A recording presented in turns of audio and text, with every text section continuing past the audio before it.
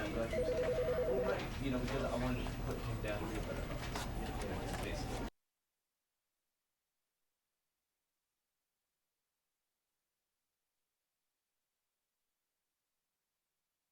This is the story of a man named Stanley. Stanley worked for a company in a big building where he was employee number 427. Employee number 427's job was simple. He sat at his desk in room 427 and he pushed buttons on a keyboard. Orders came to him through a monitor on his desk, telling him what buttons to push, how long to push them, and in what order. This is what employee 427 did every day of every month of every year. And although others might have considered it soul-rending, Stanley relished every moment that the orders came in, as though he had been made exactly for this job. And Stanley was happy. And then one day, something very peculiar happened. Something that would forever change Stanley. Something he would never quite forget. He had been at his desk for nearly an hour when he realized that not one single order had arrived on the monitor for him to follow. No one had showed up to give him instructions, call a meeting, or even say hi. Never in all his years at the company had this happened, this complete isolation. Something was very clearly wrong. Shocked, frozen solid, Stanley found himself unable to move for the longest time. But as he came to his wits and regained his senses, he got up from his desk and stepped out of his office.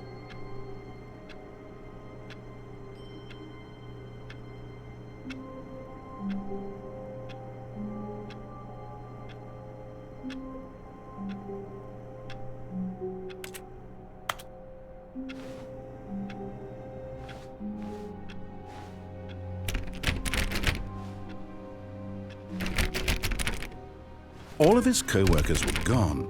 What could it mean? Stanley decided to go to the meeting room. Perhaps he had simply missed a memo. No matter how hard Stanley looked, he couldn't find a trace. Stanley went around touching every little thing in the office, but it didn't make a single difference, nor did it advance the story in any way. Oh, please. Are you really just doing this for the achievement? Click a door 5 times. Is that all that you think an achievement is worth? No. I can't just give these merits away for such little effort. A measly 5 clicks. Now suppose you were to click the door 20 times. I would say that's the kind of effort that warrants recognition.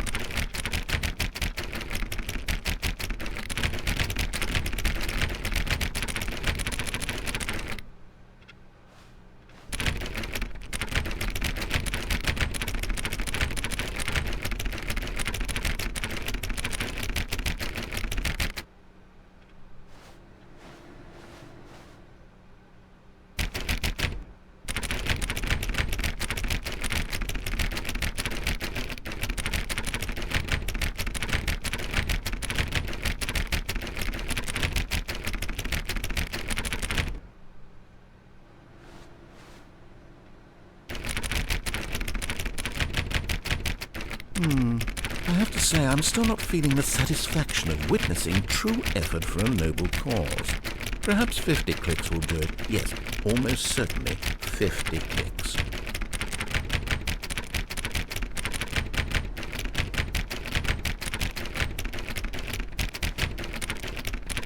No, I'm still not feeling it.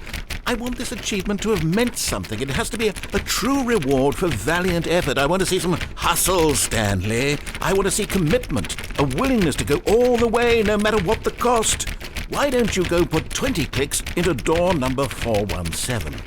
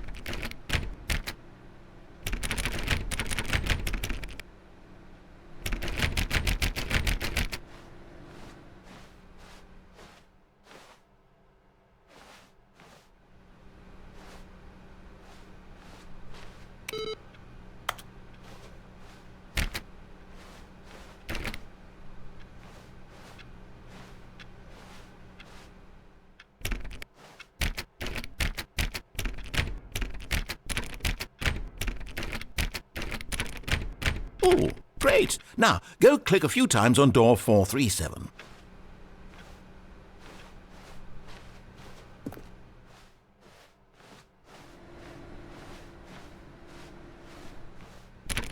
Excellent. I think we're getting somewhere. Now, door 415. Let's give it 10 clicks or so.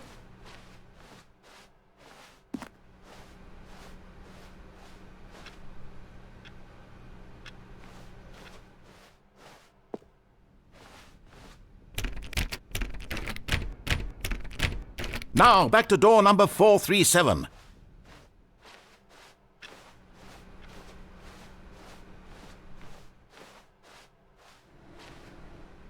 Let's see. How about you click on, well, I don't know, the copy machine?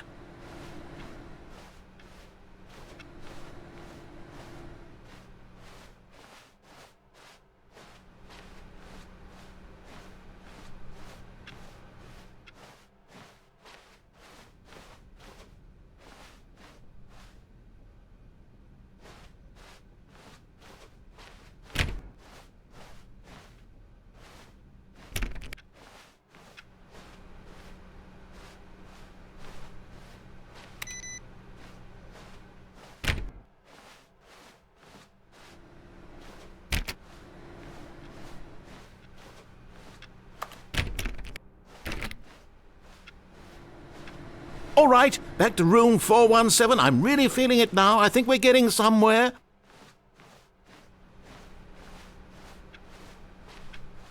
Okay, now go climb on employee 419's desk.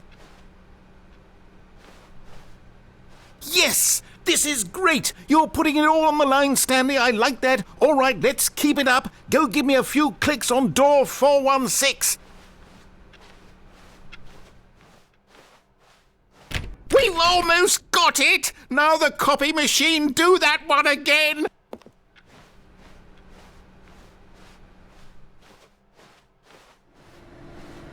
Finish it off, Stanley! 5 clicks on door 430! Yes! We did it! Oh, wow. That felt amazing. Oh, you really earned it, Stanley. Nothing could hold you back. Yes, I'm very proud of how far we've come today. Just think, only a few minutes ago you believed an achievement was worth 5 little clicks. Really now, what were you thinking? When Stanley came to a set of 2 open doors, he entered the door on his left. This was not the correct way to the meeting room, and Stanley knew it perfectly well. Perhaps he wanted to stop by the employee lounge first, just to admire it.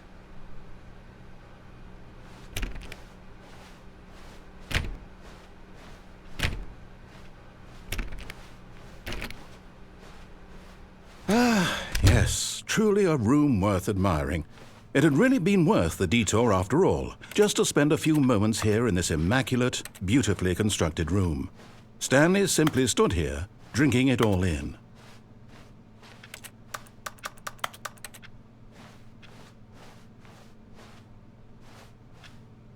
Yes, really, really worth it being here in the room.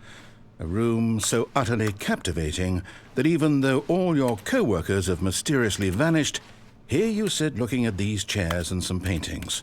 Really worth it.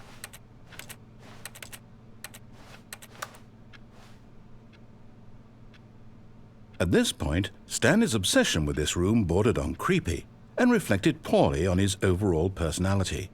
It's possible that this is why everyone left.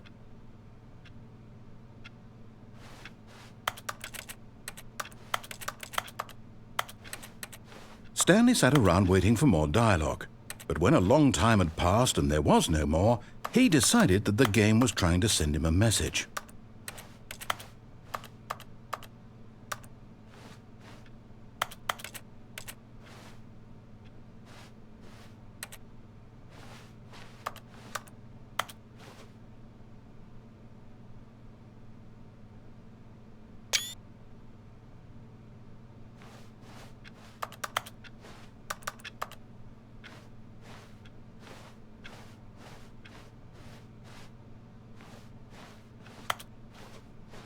But at last, he'd had enough of the amazing room and took the first open door on his left to get back to business. Stanley was so bad at following directions, it's incredible he wasn't fired years ago.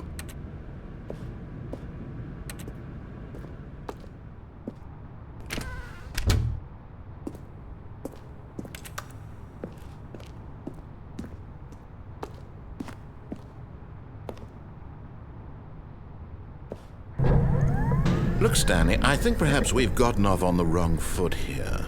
I'm not your enemy, really, I'm not. I realize that investing your trust in someone else can be difficult, but the fact is that the story has been about nothing but... What? Really? I was in the middle of something. Do you have zero consideration for others? Are you that convinced that I want something bad to happen to you? Why, I don't know how to convince you of this, but I really do want to help you, to show you something beautiful. Look, let me prove it. Let me prove that I'm on your side. Give me a chance. Now listen carefully, this is important.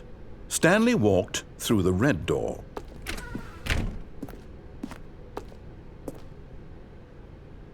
Aha, perhaps you misunderstood. Stanley walked through the red door.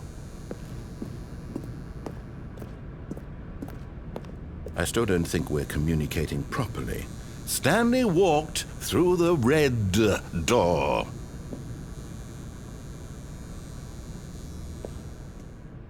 All right, fine, go ahead, Stanley. You want to know so badly what's out there? You want to find out what lies at the end of this road you've chosen? Well, don't let me stop you. You see? There's nothing here. I haven't even finished building this section of the map because you were never supposed to be here in the first place. Broken rooms, exposed developer textures. Is this what you had wanted? Was it worth ruining the entire story I had written out specifically for you? Do you not think I put a lot of time into that? Because I did. And in the end, it was all for nothing. Because this is what you wanted to see. Help me here, Stanley. Help elucidate these strange and unknowable desires of yours. What would have made this game better? What did you want to see? Vehicles? Skill trees? Work with me. You've given me absolutely nothing so far. Tell you what. Let me take a stab in the dark at a new design, and you can give me some feedback. There we go. A third option. This already feels leaps ahead of where we were before. Go ahead, Stanley. Take it for a spin.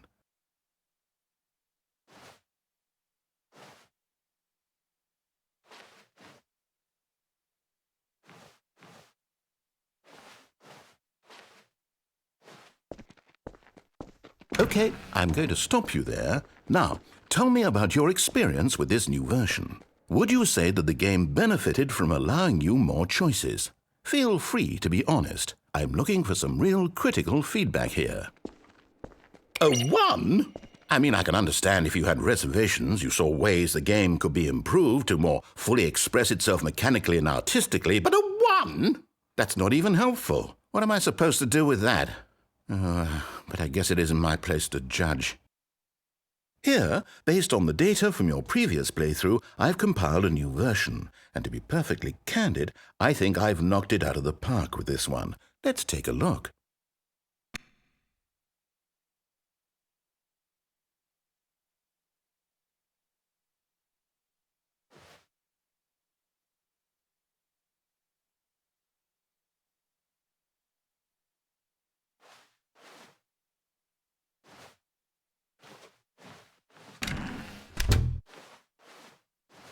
Now, would you say that competitive leaderboard helped you feel motivated to keep walking through doors? Again, honest answers, please.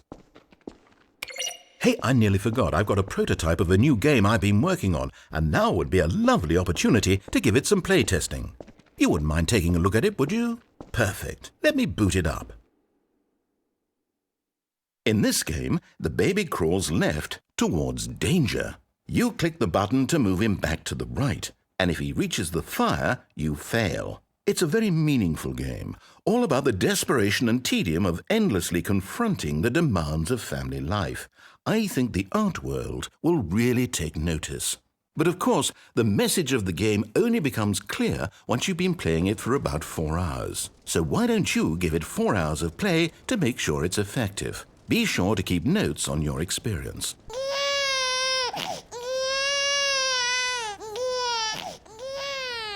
You heartless bastard! Did you do it because you hate babies or purely to spite me?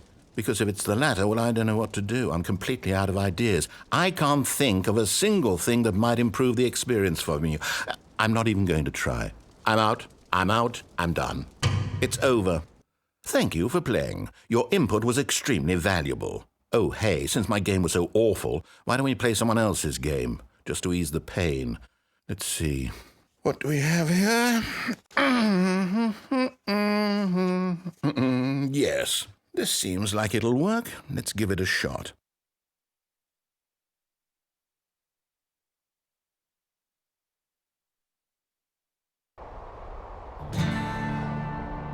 Aha! Fascinating. What do you think this game is about, Stanley? What's our backstory? What is our motivation? Well, it seems obvious to me that you are meant to play as a creepy man spying on innocent civilians below you from up high in your creep tower, perhaps for some sort of twisted erotic purpose. Yes, that must be it. What a fascinating venture into the experience of total mental depravity. So far, I love everything about this game, Stanley. And it seems there's even more. Come, let's venture outward and see what else is out there.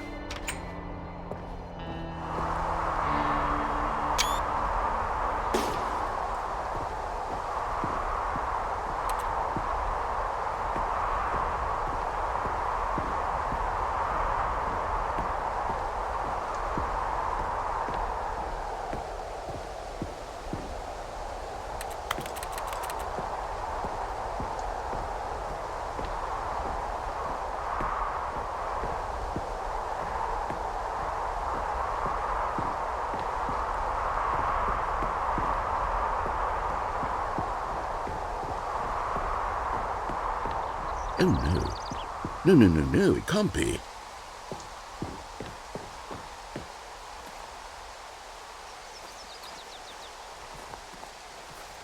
It is. It's an open world game. Good God, quickly block it off. Oh, thank goodness, Stanley. What a close call. You nearly wandered off into that thing. That big, open, just wandering around, no right or wrong directions, no path to follow. You can just go in any... Oh, thank heavens we avoided it. We're out of the woods now, Stanley. Okay, I'm going to get us out of here. Let's find another game. Preferably something with walls. Something with nice, big, insurmountable walls. Okay, I think this will be just the thing.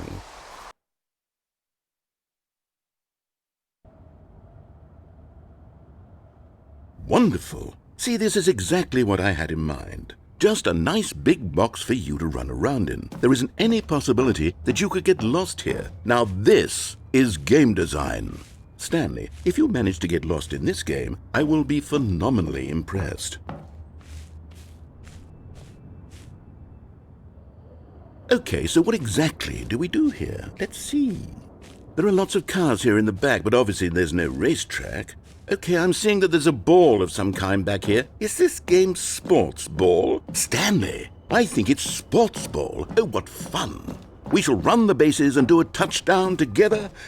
Yes, I think surely we must. Okay, Stanley, here's the ball. Have fun.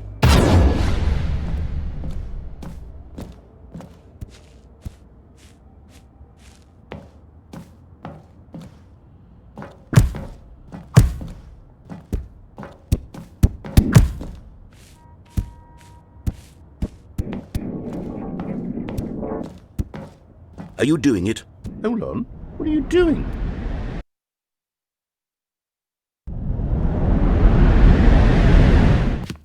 Stanley, don't do that. I can't follow you there. I can't help you. How will you write a story without me? You can't do it. You know that. Stanley.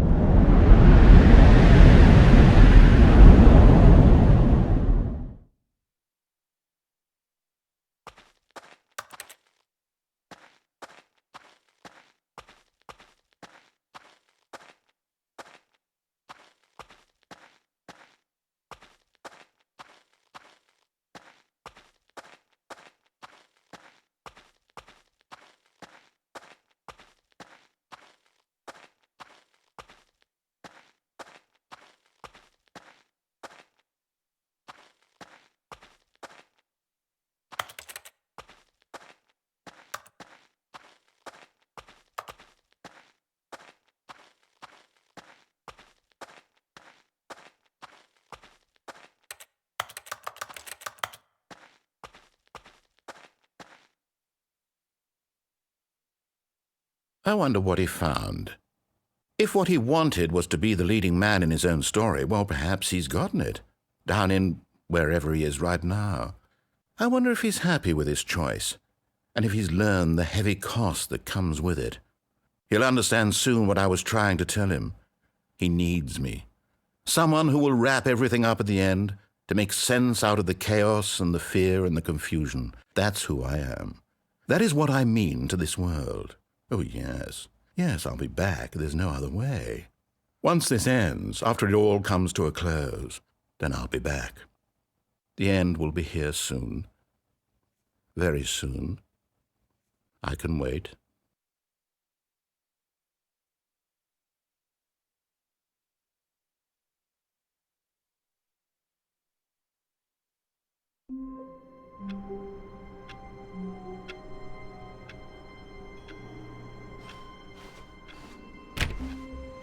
All of his co-workers were gone. What could it mean? Stanley decided to go to the meeting room. Perhaps he had simply missed a memo.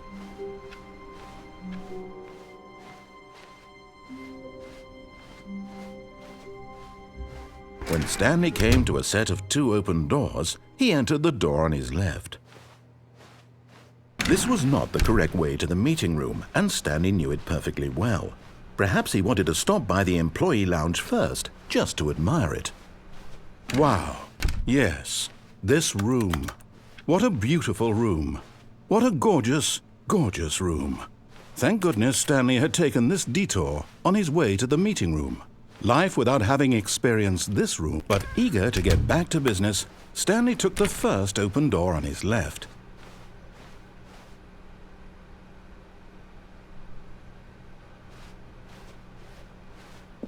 Stanley was so bad at following directions, it's incredible he wasn't fired years ago. Look, Stanley, I think perhaps we've gotten off on the wrong foot here. I'm not your enemy, really, I'm not. I realize that investing your trust in someone else can be difficult, but the fact is that the story has been about nothing but you all this time. But in his eagerness to prove that he is in control of the story and no one gets to tell him what to do, Stanley leapt from the platform and plunged to his death.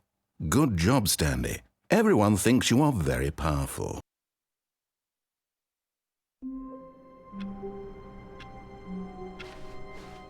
All of his co-workers were gone. What could it mean? Stanley decided to go to the meeting room. Perhaps he had simply missed a memo.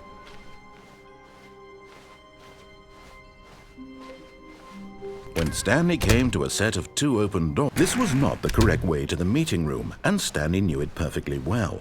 Perhaps he wanted to stop by the employee lounge first, just to admire it. The lounge was sublime, a work of art. But eager to get back to business, Stanley took the first open door on his left. Stanley was so bad at following directions, it's incredible he wasn't fired years ago. Look, Stanley, I think perhaps we've gotten off on the wrong foot here. I'm not your enemy, really, I'm not. I realize that investing your trust in someone else can be difficult, but the fact is that the story has been about nothing but you all this time. There's someone you've been neglecting, Stanley. Someone you've forgotten about. Please, stop trying to make every decision by yourself. Now, I'm not asking for me, I'm asking for her. This is it, Stanley. Your chance to redeem yourself, to put your work aside, to let her back into your life. She's been waiting.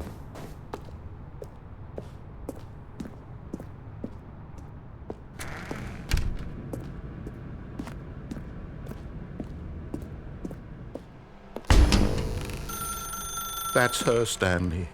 You need to be the one to do this, to reach out to her. If you can truly place your faith in another, then pick up the phone. As Stanley picked up the phone, a white light engulfed him, filling him not just with radiance, but with hope. Hope for a life reunited one... Wait. Oh, goodness. Stanley, did you just unplug the phone? No, that wasn't supposed to be a choice. How did you do that? You actually chose incorrectly? I didn't even know that was possible. Let me double check. No, it's definitely here, clear as day. Stanley picks up the phone. He's taken to his apartment where he finds his wife, and the two pledge themselves to one another. Music comes in, fade to white, roll credits. Not picking up the phone is actually somehow an incorrect course of action. How is that even possible? None of these decisions were supposed to mean anything. I don't understand. How on earth are you making meaningful choices? What did you... Wait a second. Did I just see... No, that's not possible. I can't believe it. How had I not noticed it sooner? You're not Stanley. You're a real person. I can't believe I was so mistaken. This is why you've been able to make correct and incorrect choices. And to think I've been letting you run around in this game for so long. If you'd made any more wrong choices, you might have negated it entirely. It's as though you completely ignored even the most basic safety protocol for real-world decision-making. Or did you not grasp the severity of the situation? Well, I won't have that kind of risk on my watch. I'm going to stop the game for a moment so we can educate you properly on safe decision-making in the real world. Please observe this helpful instructional video. Choice. It's the best part of being a real person. But if used incorrectly, can also be the most dangerous. For example, in this scenario, a hypothetical real person named Rupert has a choice.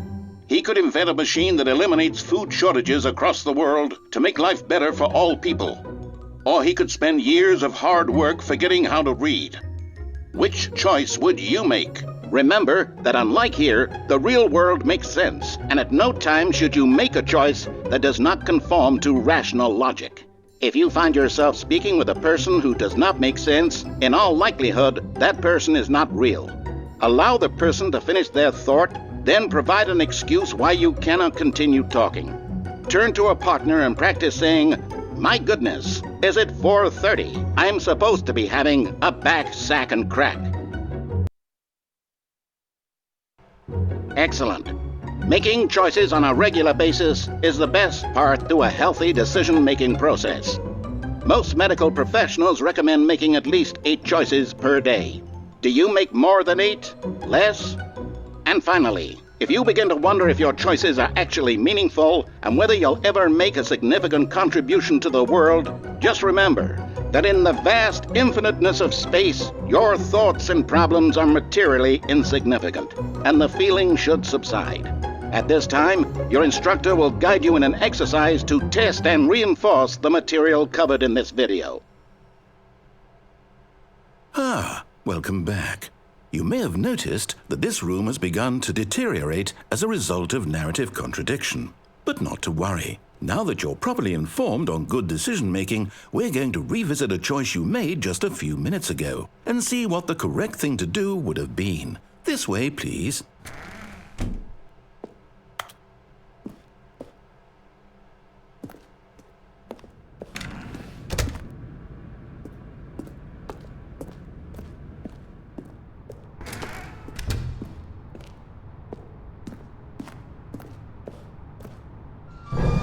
Now that we know your choices are meaningful, we can't have you jumping off the platform and dying.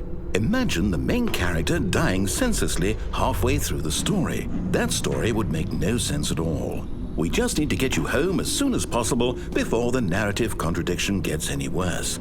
Unfortunately, it seems this place is not well equipped to deal with reality.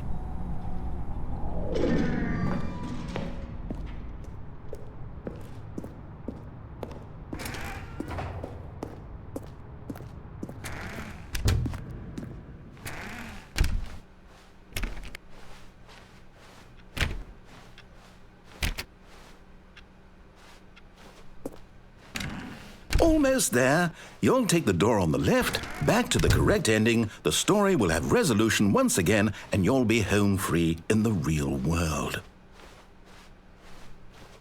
Now remember, all you need to do is behave exactly as Stanley would. That means choosing responsibly and always putting the story first. I'm quite sure you'll be up to the task. Just follow my lead and you'll be fine. All right. When Stanley came to a set of 2 open doors, he entered the door on his left.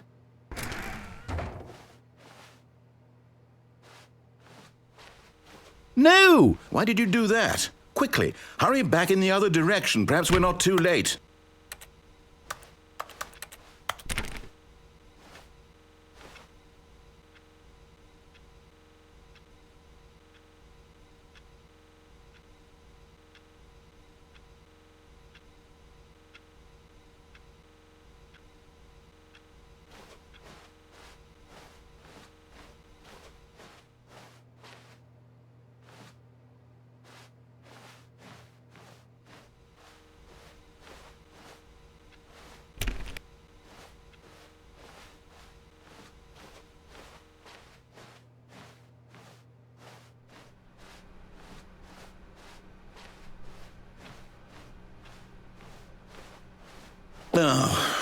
ruined.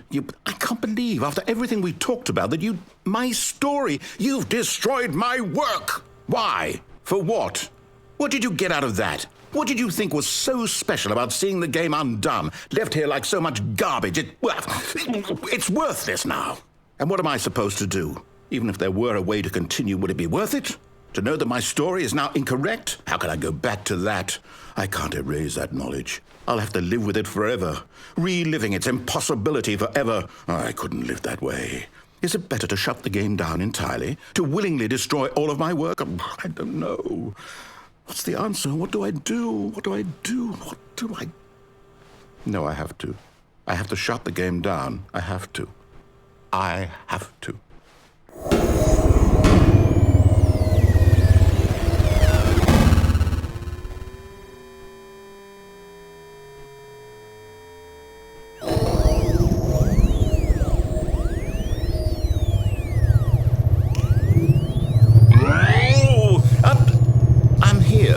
I'm still here in this pile of rubbish, with you who thought you were so clever.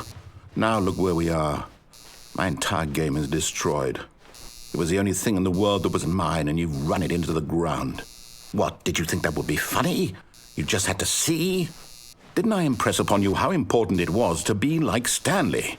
He actually knows how to do what I tell him to. He understands that if I say to do something, there's a damn good reason for it. That thought hadn't even occurred to you, had it? That there's a world outside of you? You're a child. Oh, my story. If you'd just gone through the door on the left, you would have seen it. There was a whole underground facility. You would have destroyed it and been victorious. It would have been so perfect. I worked so hard on it. I tried so hard to make... behave exactly as Stanley would. That means choosing responsibly and always putting the story first. I'm quite sure you'll be up to the task. Just follow my lead and you'll be fine. All right. When Stanley came to a set of 2 open doors, he entered the door on his left.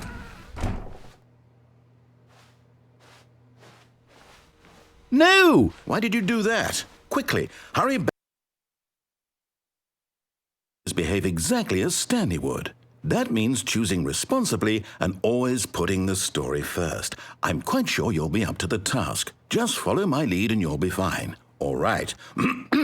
When Stanley came to a set of 2 open doors, he entered the door on his left.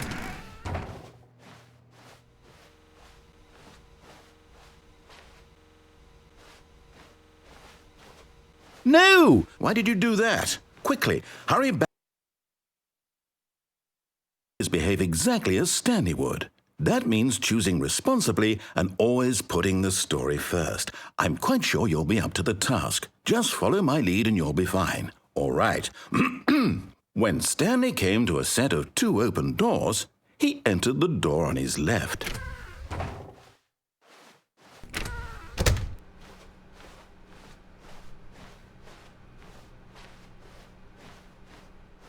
Yet there was not a single person here either. Feeling a wave of disbelief, Stanley decided to go up to his boss's office, hoping he might find an answer there.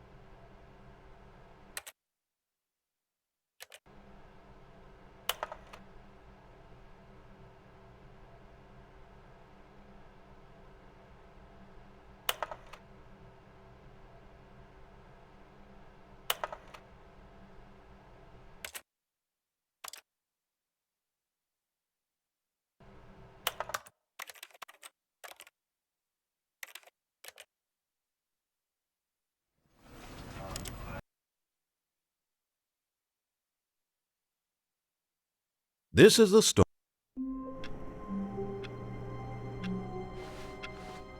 All of his co-workers were gone. What could it mean? Stanley decided to go to the meeting room. Perhaps he had simply missed a memo.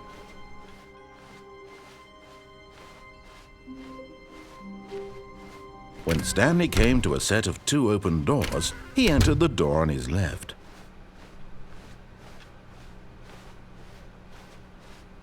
Yet there was not a single person here either. Feeling a wave of disbelief, Stanley decided to go up to his boss's office, hoping he might find an answer there.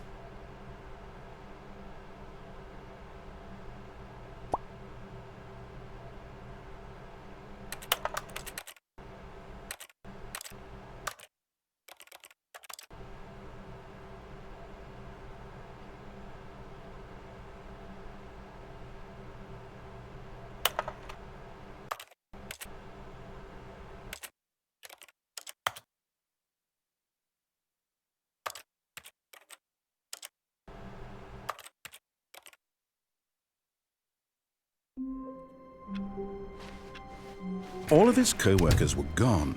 What could it mean? Stanley decided to go to the meeting room. Perhaps he had simply missed a memo.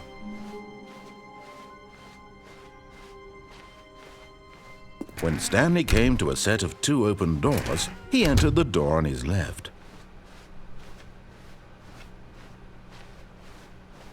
Yet there was not a single person here either. Feeling a wave of disbelief, Stanley decided to go up to his boss's office, hoping he might find an answer there. Stanley stepped into the broom closet, but there was nothing here, so he turned around and got back on track.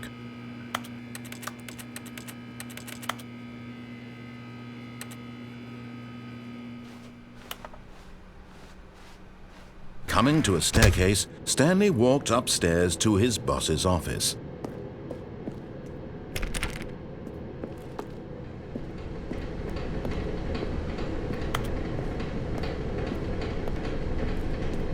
But Stanley just couldn't do it. He considered the possibility of facing his boss. Admitting he had left his post during work hours, he might be fired for that. And in such a competitive economy, why had he taken that risk? All because he believed everyone had vanished? His boss would think he was crazy. And then something occurred to Stanley. Maybe, he thought to himself, maybe I am crazy. All of my co-workers blinking mysteriously out of existence in a single moment for no reason at all? None of it made any logical sense. And as Stanley pondered this, he began to make other strange observations. For example, why couldn't he see his feet when he looked down? Why did doors close automatically behind him wherever he went? And for that matter, these rooms were starting to look pretty familiar. Were they simply repeating? No, Stanley said to himself, this is all too strange. This can't be real. And at last, he came to the conclusion that had been on the tip of his tongue. He just hadn't found the words for it. "I'm dreaming!" he yelled. "This is all a dream." Oh, what a relief Stanley felt to have finally found an answer, an explanation.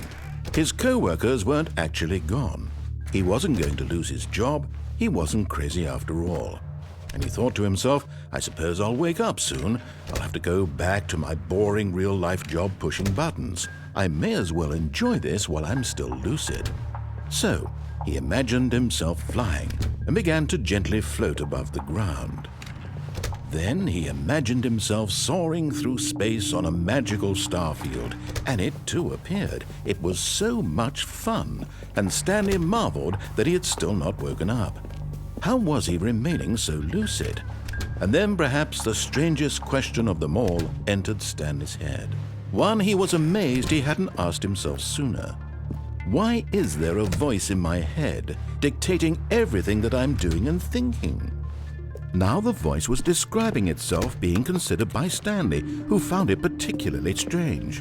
I'm dreaming about a voice describing me, thinking about how it's describing my thoughts, he thought.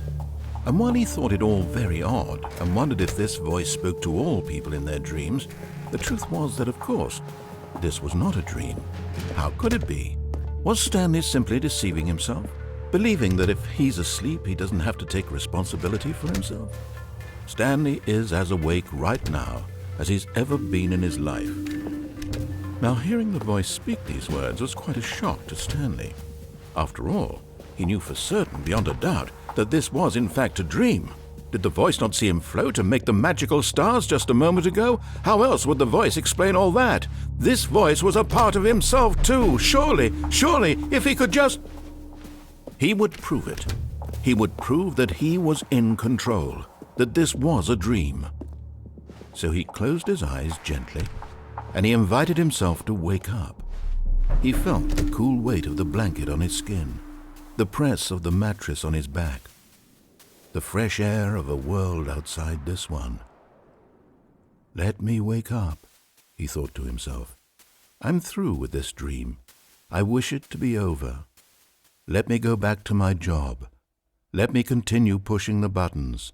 Please, it's all I want. I want my apartment, and my wife, and my job. All I want is my life exactly the way it's always been. My life is normal.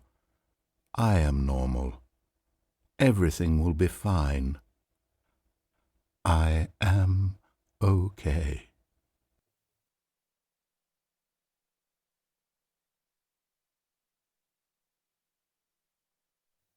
Stanley began screaming. Please, someone, wake me up. My name is Stanley. I have a boss. I have an office. I am real. Please, just someone tell me I am real. I must be real. I must be. Can anyone hear my voice? Who am I? Who am I? And everything went black.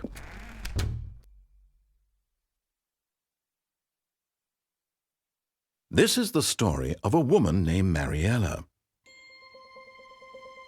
Mariella woke up on a day like any other. She arose, got dressed, gathered her belongings, and walked to her place of work. But on this particular day, her walk was interrupted by the body of a man who had stumbled through town talking and screaming to himself, and then collapsed dead on the sidewalk. And although she would soon turn to go call for an ambulance, for just a few brief moments she considered the strange man. He was obviously crazy. This much she knew. Everyone knows what crazy people look like. And in that moment, she thought to herself how lucky she was to be normal. I am sane. I am in control of my mind. I know what is real and what isn't. It was comforting to think this, and in a certain way, seeing this man made her feel better. But then she remembered the meeting she had scheduled for that day, the very important people whose impressions of her would affect her career, and by extension, the rest of her life. She had no time for this, so it was only a moment that she stood there, staring down at the body. And then she turned and ran.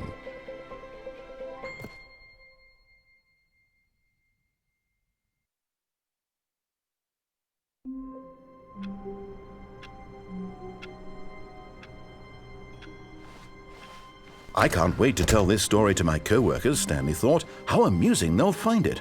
Oh, won't we all just laugh and laugh at the time I thought everyone had gone missing. When Stanley came to a set of 2 open doors, he entered the door on his left. This was not the correct way to the meeting room, and Stanley knew it perfectly well. Perhaps he wanted to stop by the employee lounge first, just to admire it. Standing now in this incredible room, Stanley for the first, but eager to get back to business, Stanley took the first open door on his left.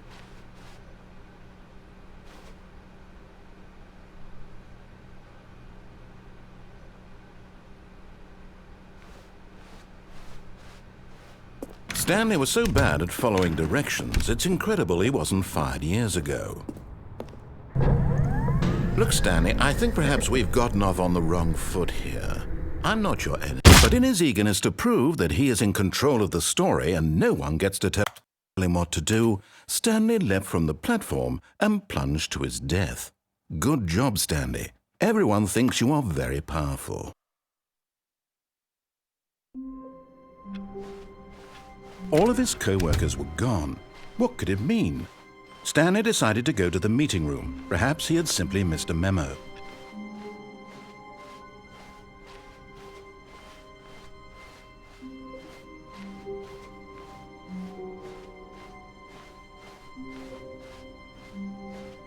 When Stanley came to a set of two open doors, this was not the correct way to the meeting room, and Stanley knew it perfectly well. Perhaps he wanted to stop by the employee lounge first, just to admire it. Stanley felt lightheaded, butterflies in his stomach, but eager to get back to business, Stanley took the first open door on his left. Stanley was so bad at following directions, it's incredible he wasn't fired years ago. Look, Stanley, I think perhaps we've gotten off on the wrong foot here. I'm not your enemy, really, I'm not. I realize that investing your trust in someone else can be difficult, but But in his eagerness to prove that he is in control of the story and no one gets to tell him what to do, Stanley leapt from the platform and plunged to his death. Good job, Stanley. Everyone thinks you are very powerful.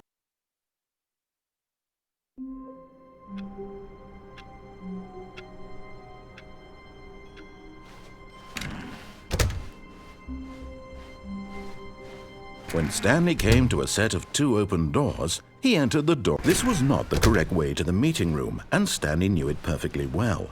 Perhaps he wanted to stop by the employee lounge first, just to admire it.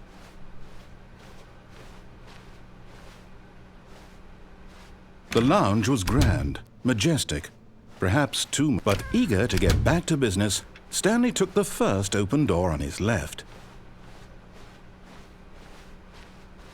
Stanley was so bad at following directions, it's incredible he wasn't fired years ago.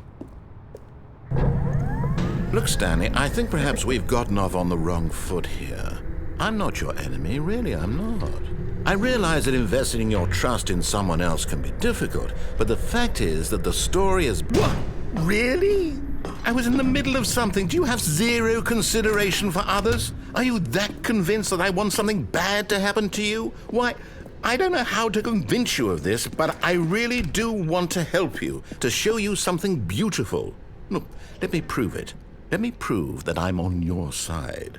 Give me a chance. Now listen carefully, this is important. Stanley walked through the red door. Oh, thank God you are willing to listen to me. Do you see that I really have wanted you to be happy all this time? The problem is all these choices. The two of us always trying to get somewhere that isn't here. Running and running and running, just the way you're doing right now. Don't you see that it's killing us, Stanley? I wanted to stop. We would both be so much happier if we just stopped. And I think I have a solution. Here, let me show you.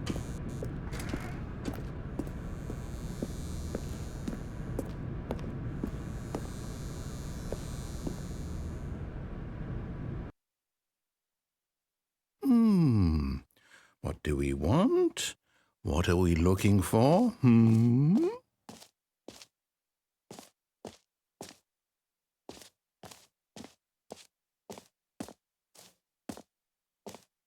Here. Yes. Oh, it's beautiful, isn't it? If we just stay right here, right in this moment with this place, Stanley, No, wait. Where are you going? Oh, no. Stay away from those stairs. If you hurt yourself, if you die, the game will reset. We'll lose all of this. Please, no, Stanley, let me stay here. Don't take this from me. Please, Stanley, think about what you're doing.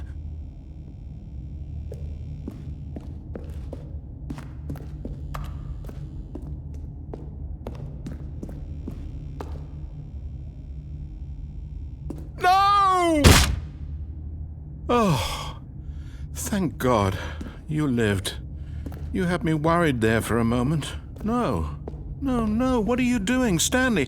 Please, I'm asking you not to take this away from me. I can't go back to what I was before. If you die, we'll both go back. Why are you doing this?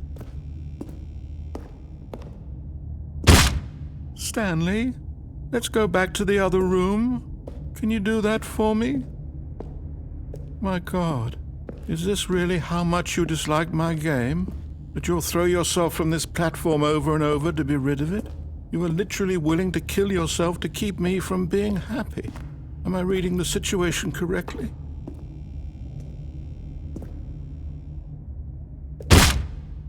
Or maybe you're just getting a kick out of it. I don't know anymore. I just wanted us to get along. But I guess that was too much to ask. It looks like you wanted to make a choice after all. Well, this one is yours.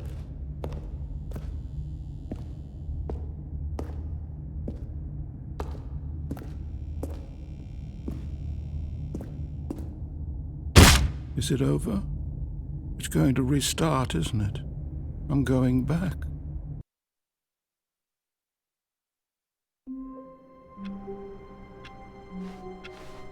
All of his co-workers were gone. What could it mean? Stanley decided to go to the meeting room. Perhaps he had simply missed a memo.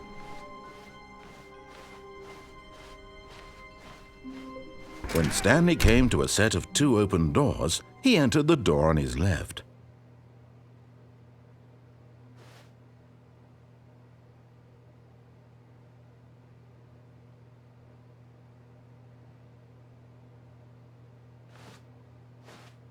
This was not the correct way to the meeting room, and Stanley knew it perfectly well.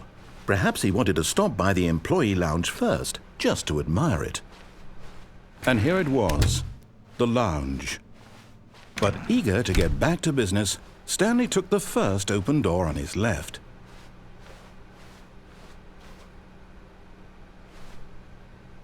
Stanley was so bad at following directions, it's incredible he wasn't fired years ago. Look, Stanley, I think perhaps we've gotten off on the wrong foot here. I'm not your enemy, really, I'm not. I realize that investing your trust in someone else can be difficult, but the fact is that the story has been... What?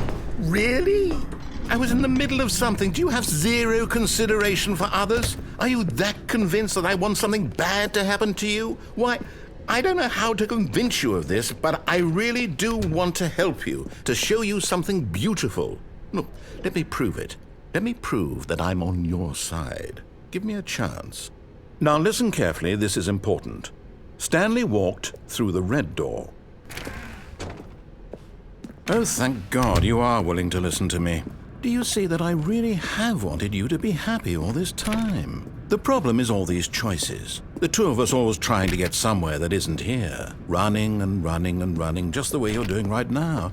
Don't you see that it's killing us, Stanley? I wanted to stop. We would both be so much happier if we just stopped. And I think I have a solution.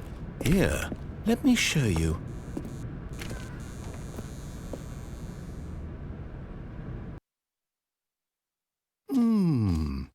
What do we want? What are we looking for? Here. Yes. Oh, it's beautiful, isn't it? If we just stay right here, right in this moment with this place, Stanley, I think I feel happy. I actually feel happy.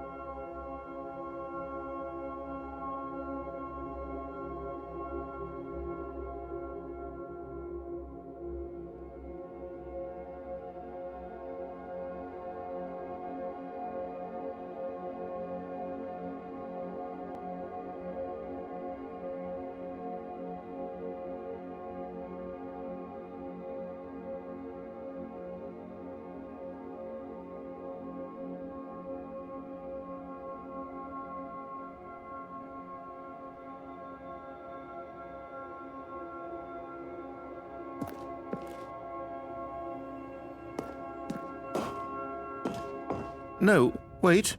Where are you going? Right. Where were we?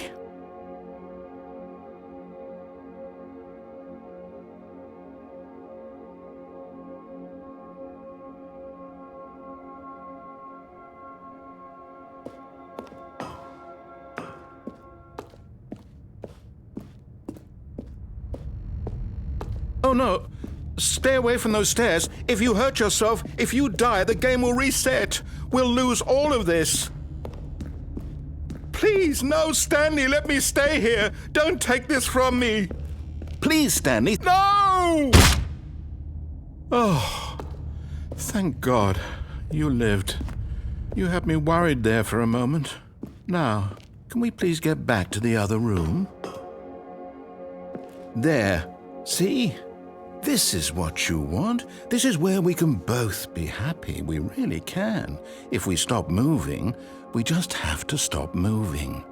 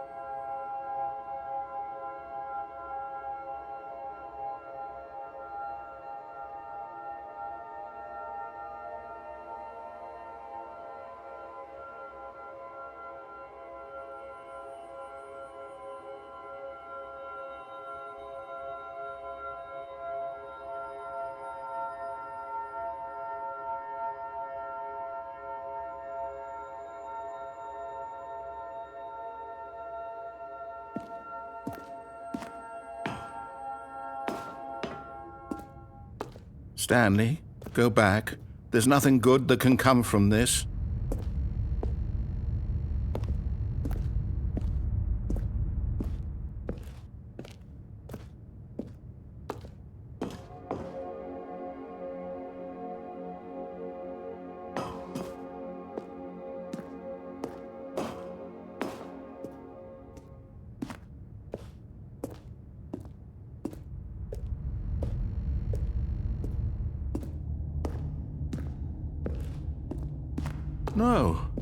No, what are you doing? Do you just not believe me? What can I say to convince you?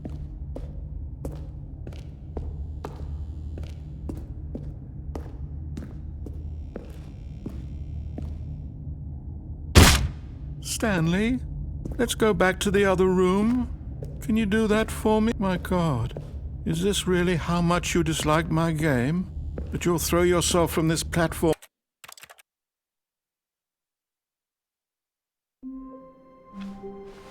All of his co-workers were gone. What could it mean?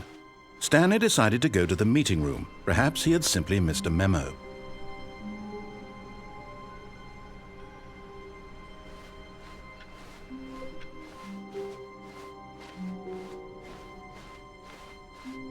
When Stanley came to a set of 2 open doors, this was not the correct way to the meeting room, and Stanley knew it perfectly well. Perhaps he wanted to stop by the employee lounge first, just to admire it. It was okay. But eager to get back to business, Stanley took the first open door on his left. And so he detoured through the maintenance section, walked straight ahead to the opposite door, and got back on track.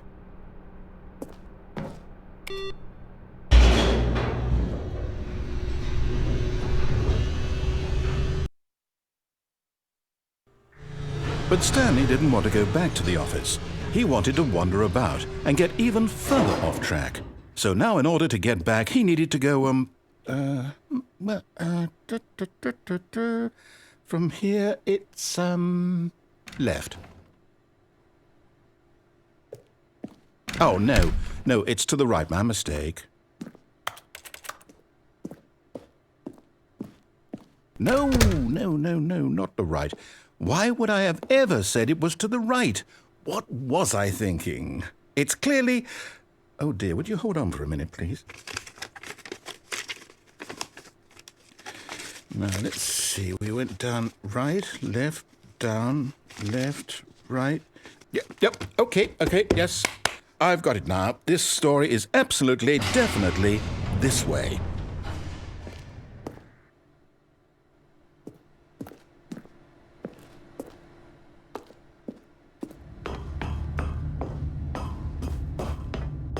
No. This isn't right at all. You're not supposed to be here yet. This is all a spoiler. Quick, Stanley, close your eyes. Okay. We just have to get back to, oh, who am I kidding? It's all rubbish now. The whole story completely unusable. How about, rather than waste my time trying to salvage this nonsense, we'll just restart the game from the beginning. And this time, suppose we don't wander so far off track, Okay, from the top. All of his co-workers were gone. What could it mean? Stanley decided to go to the meeting room. Perhaps he had simply missed a memo.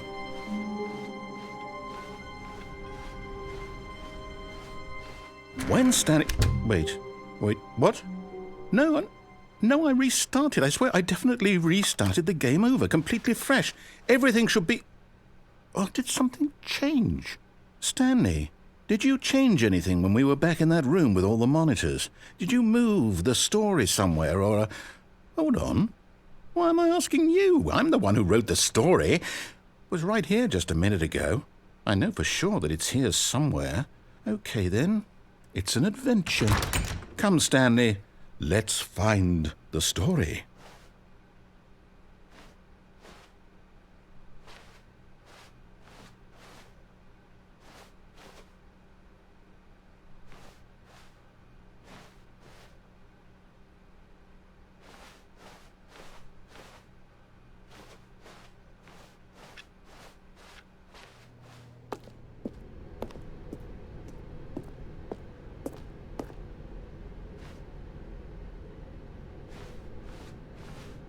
I'll say it.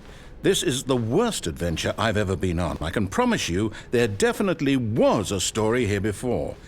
Do we need to restart the game again? Well, I find it unlikely that we'll ever progress by starting over and over again, but it's got to be better than this. Okay, let's give it a shot. Why not?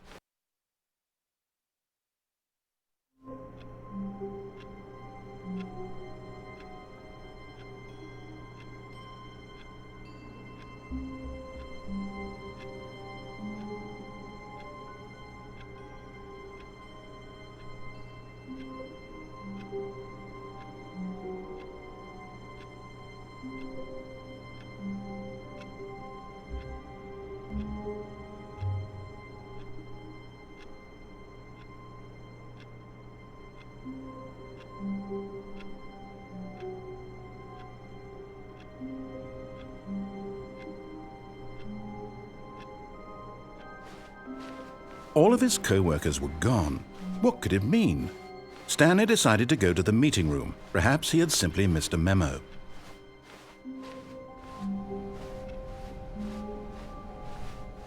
Okay, yep, it's worse. I might be remembering this wrong. It's possible the story is back where we just came from. Why don't we go back the other direction and see if we missed anything?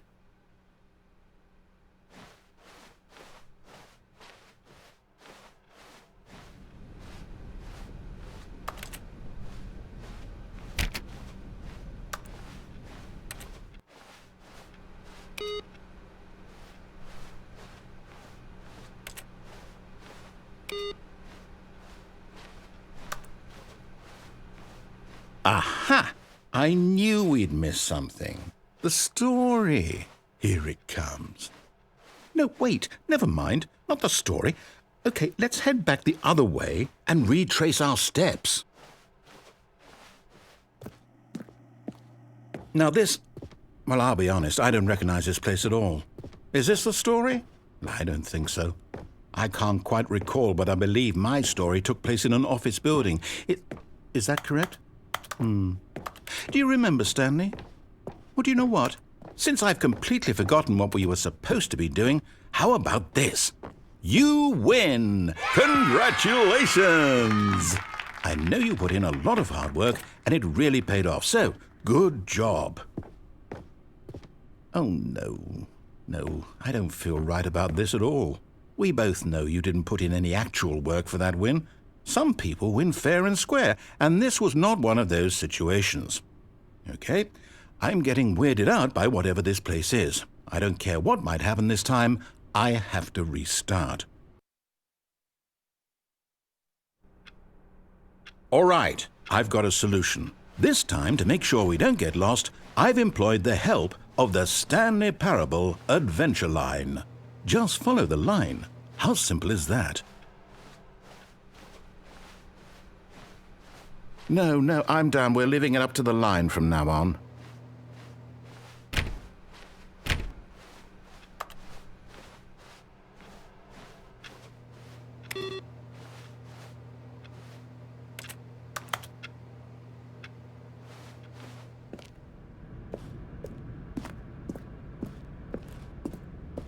You see?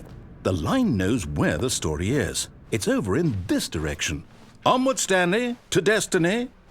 Though, here's a thought. Wouldn't wherever we end up be our destination, even if there's no story there? Or to put it another way, is the story of no destination still a story? Simply by the act of moving forward, are we implying a journey such that a destination is inevitably conjured into being via the very manifestation of the nature of life itself? Okay, Stanley, I need to follow this train of thought for a minute. Just stick with me. Now, we can both agree that the nature of existence is in fact a byproduct of one's subjective experience of that existence, right? Okay, now if my experience of your existence rests inside of your subjective experience of this office, is this office, in fact, the skeleton of my own relative experiential mental subjective construct? Whoa. Hang on. That got a bit weird back there. Well, I'd like to apologize. Not sure where I was going with all that. You know what? I think what we need right now is a bit of music to lighten the mood.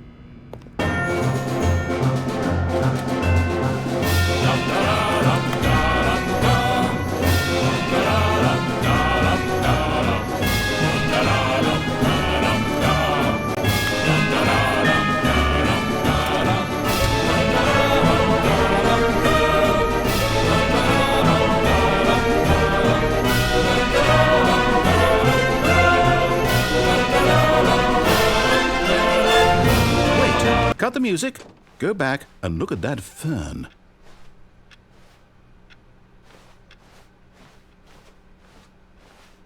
Stanley, this fern will be very important later in the story. Make sure you study it closely and remember it carefully. You won't want to miss anything.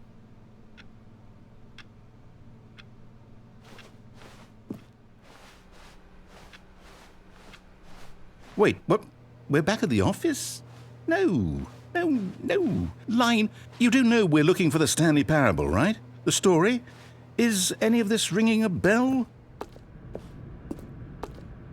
Oh, no, not again, Line. How could you have done this to us? And after we trusted you, after everything we've been through, you... Oh, I can't take this anymore. To hell with it. Restart.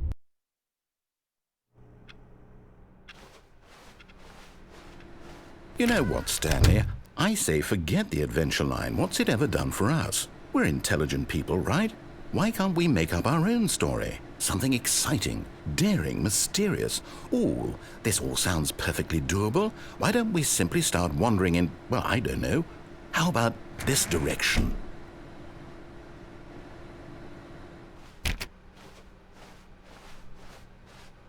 Now, yes, this is exciting. Just me and Stanley forging a new path, a new story. Well, it could be anything. What do you want our story to be? Go wild. Use your imagination. Whatever it might be, Stanley, I'm ready for it. Oh, no, not you again. Stanley, I'd also like to veto the line from having any role in our awesome new story. No lines or monitor rooms. Just don't acknowledge it, and we should be fine.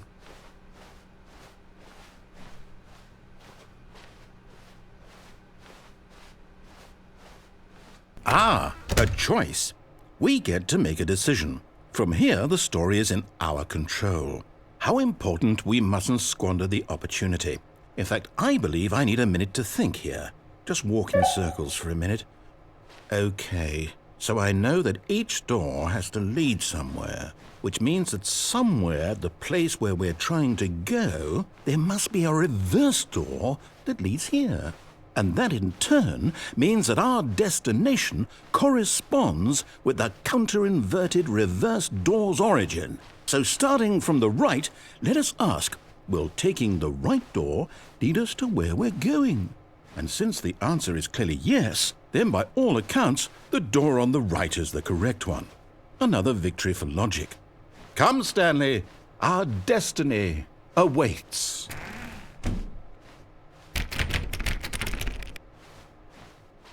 Oh, hold up, what's this? The confusion ending. You're telling me that's what this is? It's all one giant ending?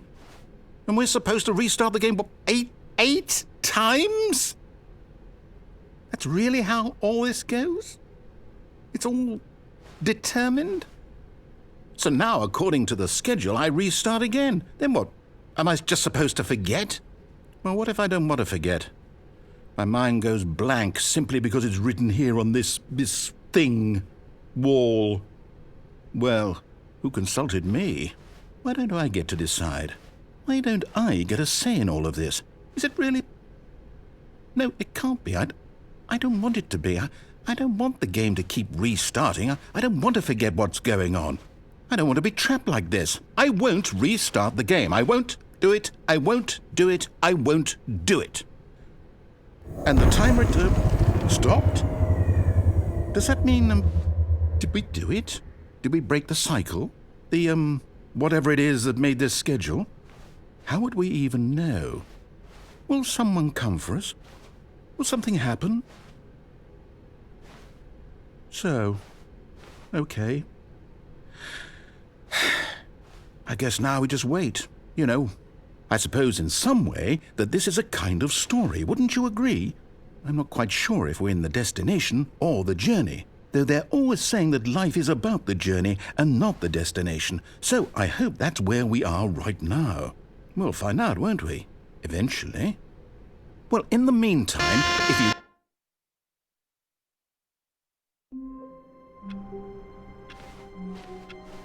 Stanley knew the office layout like the back of his hand. It was only a matter of time before he found the others, wherever they were. Just a matter of time. When Stanley came to a set of 2 open doors, he entered the door on his left.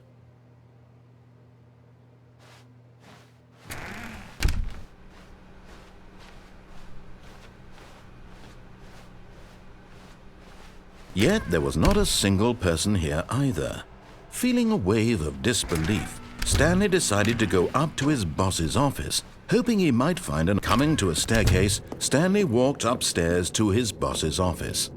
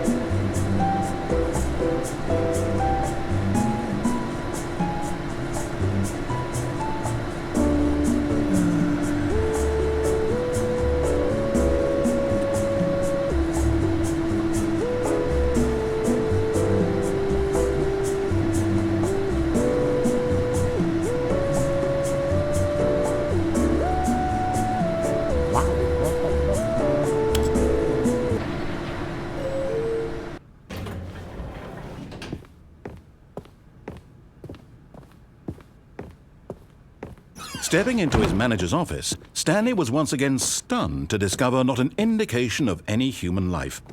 Shocked, unraveled, Stanley wondered in disbelief who orchestrated this. What dark secret was being held from him?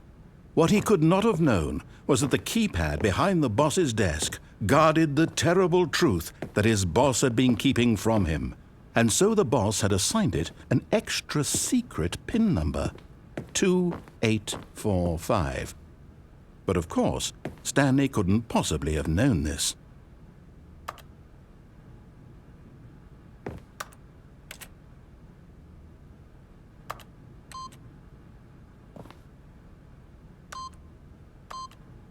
Stanley just sat around twiddling his thumbs.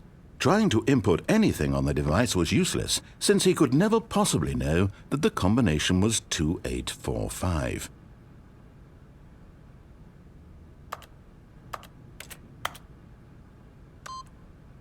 "2845.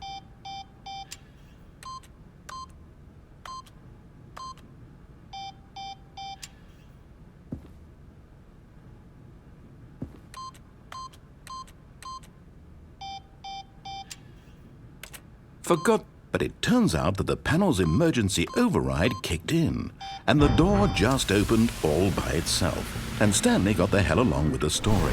Well, whoop-de-doo.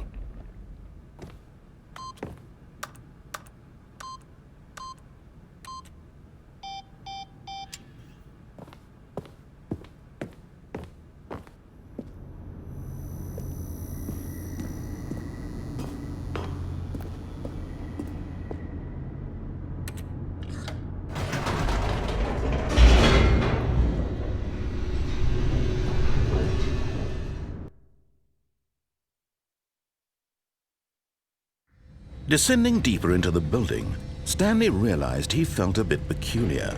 It was a stirring of emotion in his chest, as though he felt more free to think for himself, to question the nature of his job.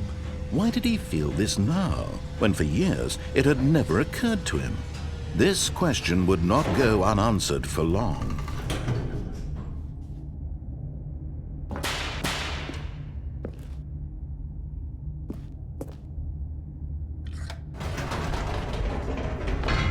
Whoops, nope, never mind. Stanley actually got back into the elevator and went back up. Silly me.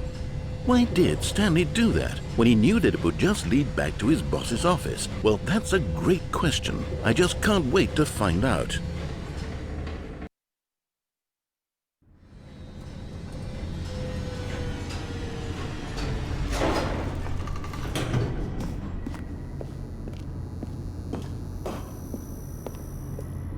Here we are, Stanley. It's your boss's office. Exactly the way it was before you got onto the elevator.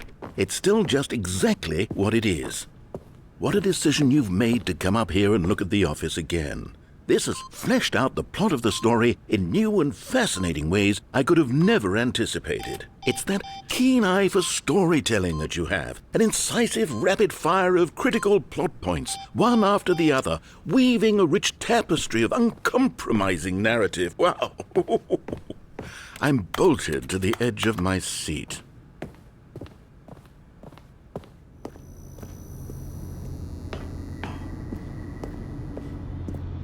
Incredible.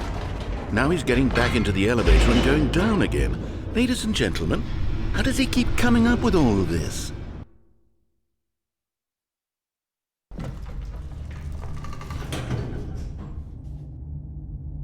Surely this time Stanley will walk forward into the spooky corridor. Stanley walked straight ahead through the large door that read Mind Control Facility. Although this passageway had the word escape written on it, the truth was that at the end of this hall, Stanley would meet his violent death. The door behind him was not shut. Stanley still had every opportunity to turn around and get back on track.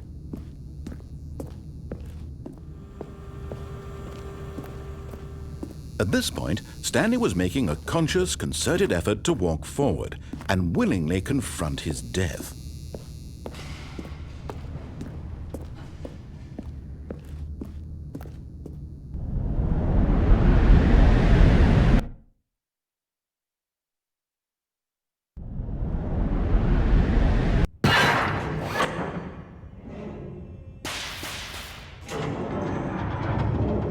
As the machine whirred into motion and Stanley was inched closer and closer to his demise, he reflected that his life had been of no consequence whatsoever. Stanley can't see the bigger picture. He doesn't know the real story, trapped forever in his narrow vision of what this world is. Perhaps his death was of no great loss, like plucking the eyeballs from a blind man. And so he resigned and willingly accepted this violent end to his brief and shallow life. Farewell, Stanley.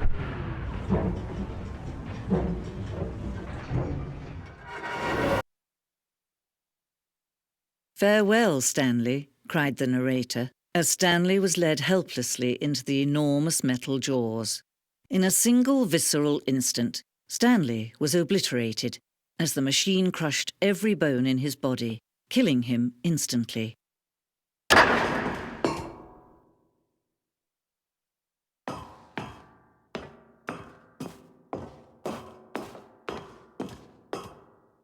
And yet it would be just a few minutes before Stanley would restart the game, back in his office, as alive as ever. What exactly did the narrator think he was going to accomplish? When every path you can walk has been created for you long in advance, death becomes meaningless, making life the same. Do you see now? Do you see that Stanley was already dead from the moment he hit start?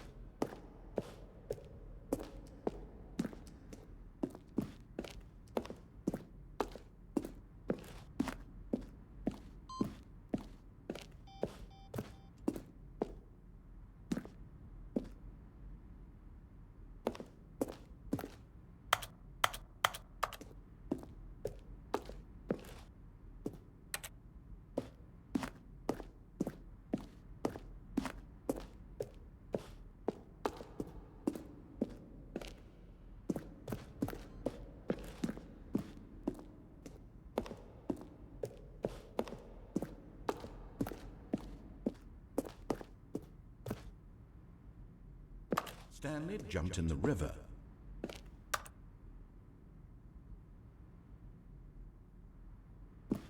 Stanley...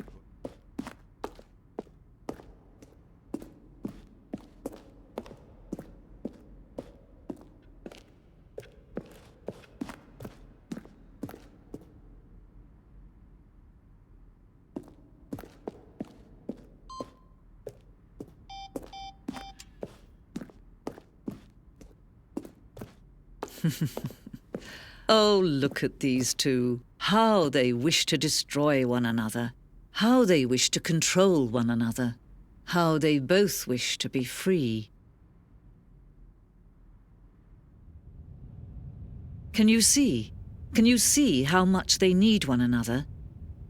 No, perhaps not. Sometimes these things cannot be seen. But listen to me. You can still save these two. You can stop the program before they both fail. Push escape and press quit. There's no other way to beat this game. As long as you move forward, you'll be walking someone else's path. Stop now and it'll be your only true choice. Whatever you do, choose it. Don't let time choose for you. Don't let time...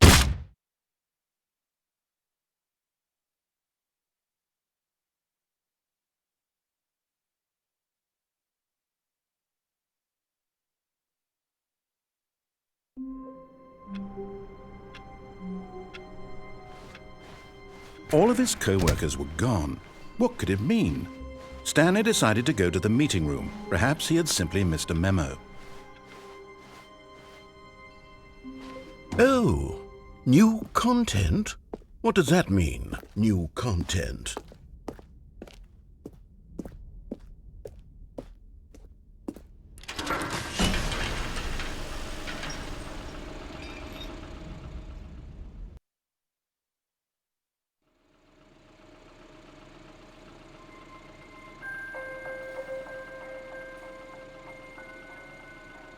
Hello, and thank you for playing the Stanley Parable Ultra Deluxe. As you may know, the Stanley Parable was a video game released in 2013 on home computers. After receiving critical and commercial success, it was expanded upon in 2022 with the Stanley Parable Ultra Deluxe, a reimagining of the game for consoles and home computers. The Stanley Parable Ultra Deluxe features exciting new content that broadens and expands the world of the Stanley Parable, delighting audiences the world over.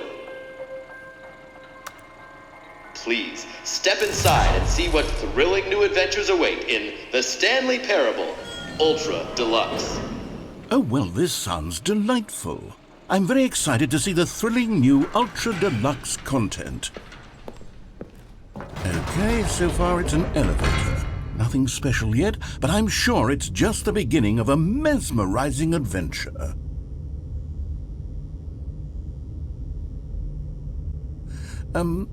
Is it broken?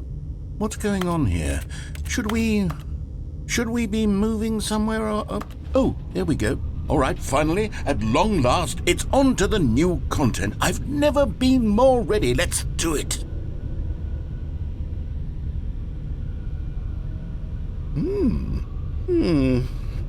I have to say, initial impressions of Stanley Parable Ultra Deluxe, mostly tedious. It's as if, Oh, okay. Let's see the content. Gimme the content, Stanley.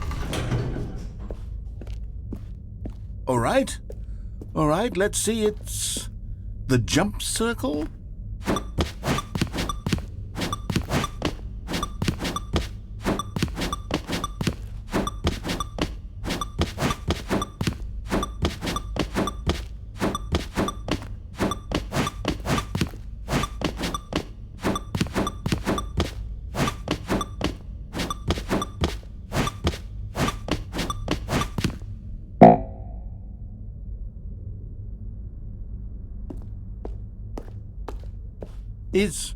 Is that it? Surely that's not all the new content. There has to be something else, right? Goodness, another elevator. Stanley, I have to say, initial impressions of this game are not positive. It's just elevators and jumping. Is this what passes for exciting new content? If this is new content, then I could just read you the whole dictionary. There's 20 hours of new content right there. Hell, I could counter 30 trillion. You could put that on the box. The Stanley Parable Ultra Deluxe, now with over 1,000 hours of new content. And oh, wait. There's more. Very good. Yes. I knew there had to be something else. Let's see it. I'm ready for whatever it is.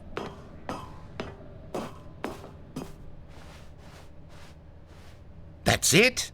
Oh, you've got to be kidding me. You see, Stanley? This is what happens when greedy video game developers with no respect for their fan base rush a cheap expansion to market for no reason other than to make an easy dollar. And don't get me started on the level of craftsmanship that's gone into it. In fact, I'm looking right now at the game's achievements, and it's hard to believe one of them actually says, "Test achievement, please ignore." What quality assurance department signed off on this? I'm infuriated and I'm offended, and I intend to find these people on Twitter and hold them personally accountable. It's my fault, Stanley.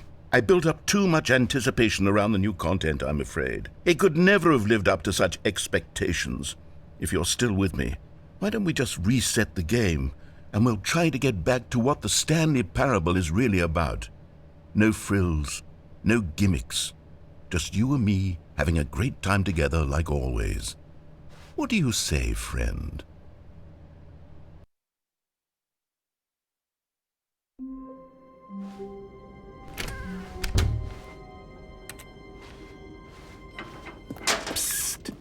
Stanley, come over here. In the vent. I want to show you something.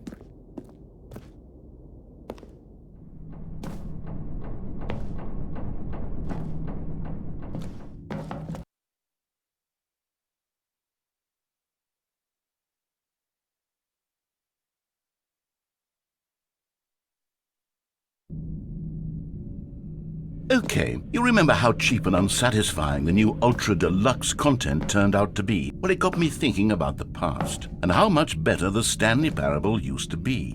So I made something special and tucked it away here where the game's developers won't find it. Just our little secret. Take a look. I call it the Memory Zone. It's where I've been storing all my favorite memories so I can relive the peak experiences of my life whenever I want. Experiences like the launch of the Stanley Parable on PC. You see, Stanley, doesn't the Memory Zone remind you of how wonderful Stanley Parable was before it was sullied with a cheap re-release? Remember back in October of 2013 when the game originally launched? Back then, video games had integrity. Back then, it all meant something. Oh, the waste.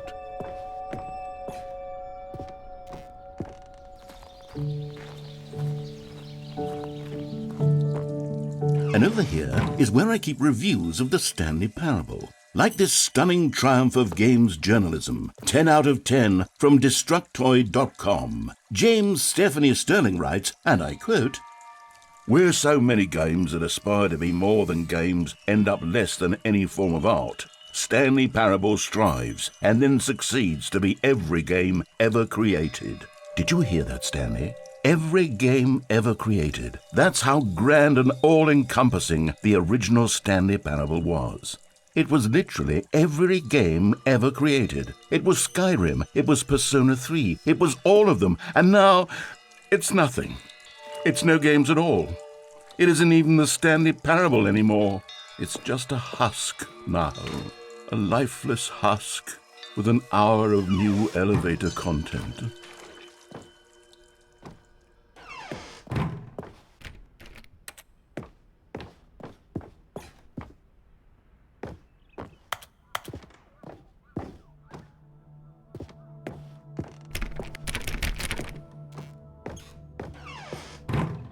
Here's another moving passage, this time from GameSpot.com.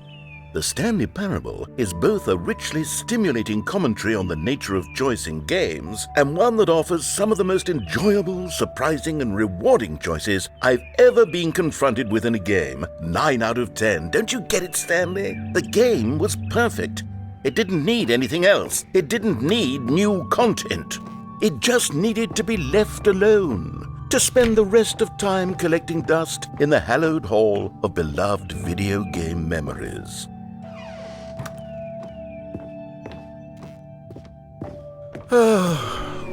These were simpler times, Stanley, but I wouldn't give to go back to have it all over again.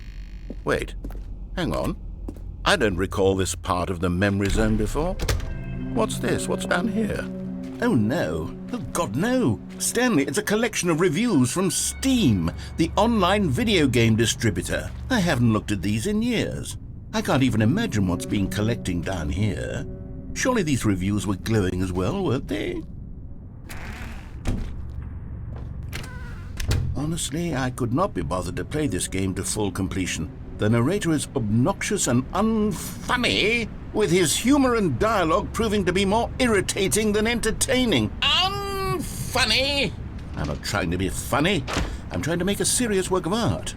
I suppose I could write up a handful of gags to insert into the Stanley Parable, but the game is already such a densely layered web of profound philosophical insights that I can't even imagine where I'd have the room to stick them.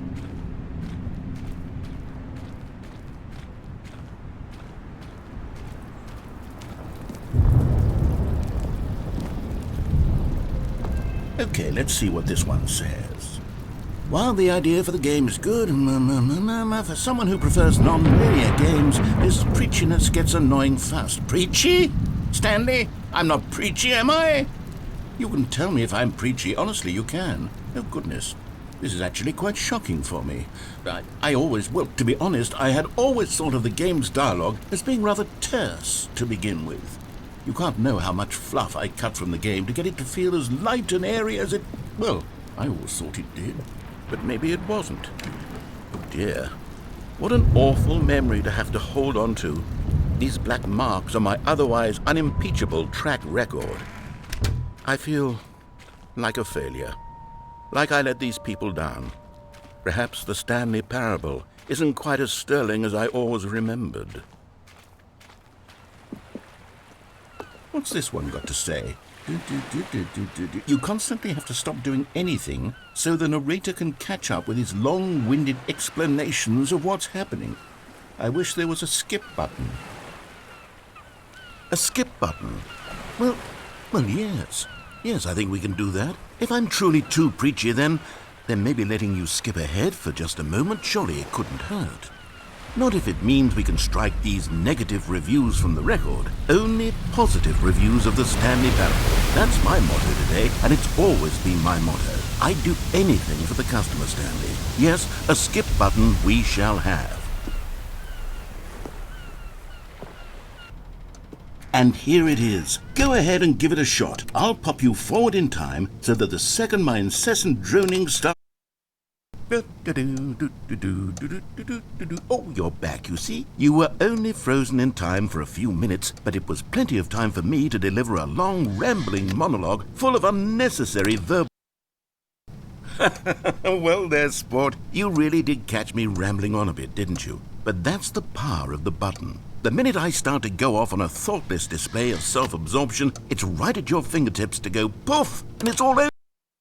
Okay, welcome back, Stanley. Now, I should say that the amount of time the button has been skipping through is becoming longer and longer. That last one was, well, I want to say maybe 30, 45 minutes?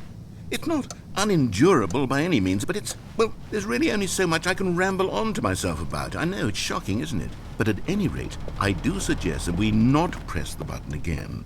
I think the skip button has been aptly demonstrated, and we can say goodbye to it and just... Wait, how do we get out of here? Stanley, please don't push the button again. It's been 12 hours. You've just been frozen there. I don't know why the skips are getting longer, but they're... Oh, Stanley, you're back. You're back. Oh, my goodness. I have someone to talk to again. Stanley, I think it's been a week. Or 2 weeks. I've been sitting here all that time. Oh, hello. It's you. You're here again. Welcome. I have had time to think about you and about us and about everything we've been through.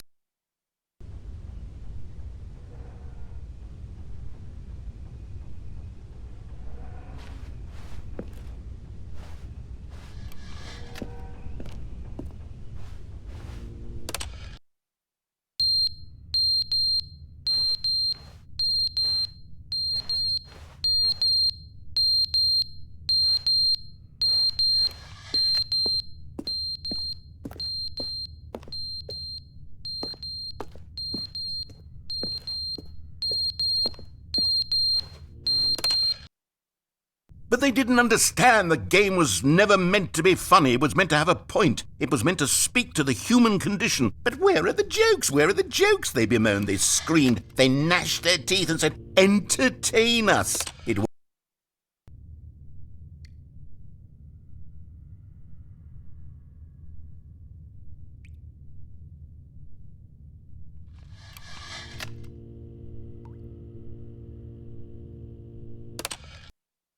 The end is never the end, is never the end, is never the end, is never the end, is never the end, is never the end, is never the end, is never the end, is never the end, is never the end.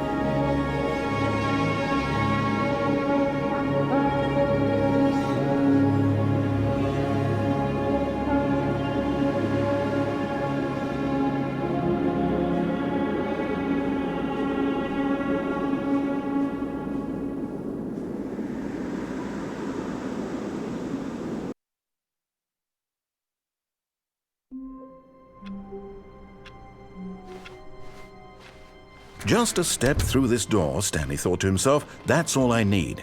If I can make it through this door, I can make it through them all.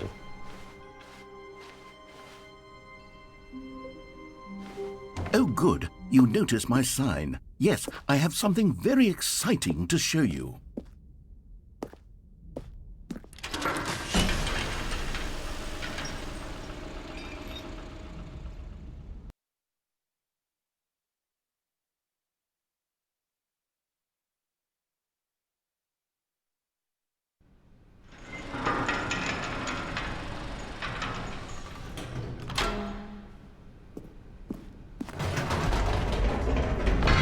You see, Stanley, I've been reflecting on the Stanley Parable and about how roundly disappointing this ultra deluxe version has turned out to be.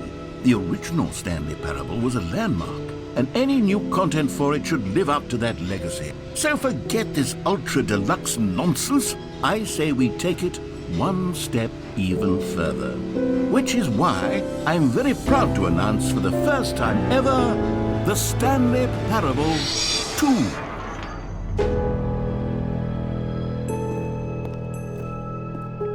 Yes, you see, isn't this far superior to a measly re-release with a few minor additions? Think of all the new territory we'll cover with a fully fledged sequel. An entirely new experience, built from the ground up. Why, there are so many possibilities. It could go in so many different directions. This is what fans have truly been asking for. Now, to be clear, I haven't quite nailed down what exactly the Stanley Parable 2 is going to be, but let's take a look at some of the features I've been developing for it. I figure that if I can loosely organize a handful of interesting concepts, that surely the game will sort of naturally spring up around them.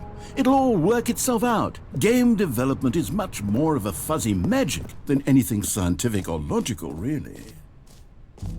Here we are. Go on, try out some of the new features.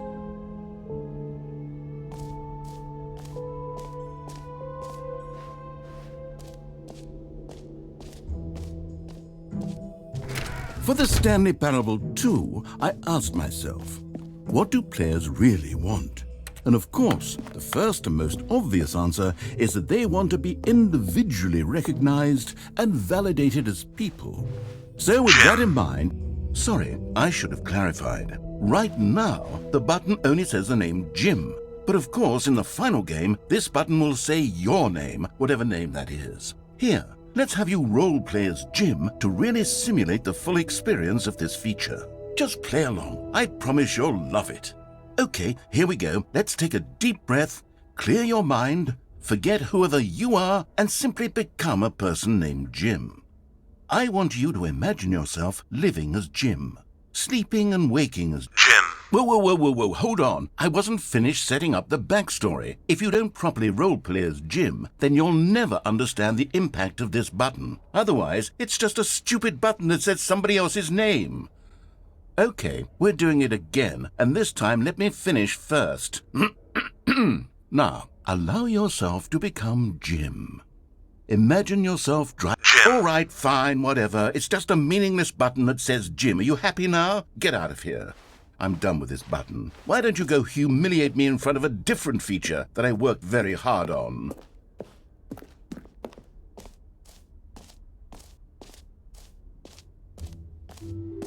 Maybe I'll only let people named Jim play the Stanley Parable 2. They would appreciate what I've created here.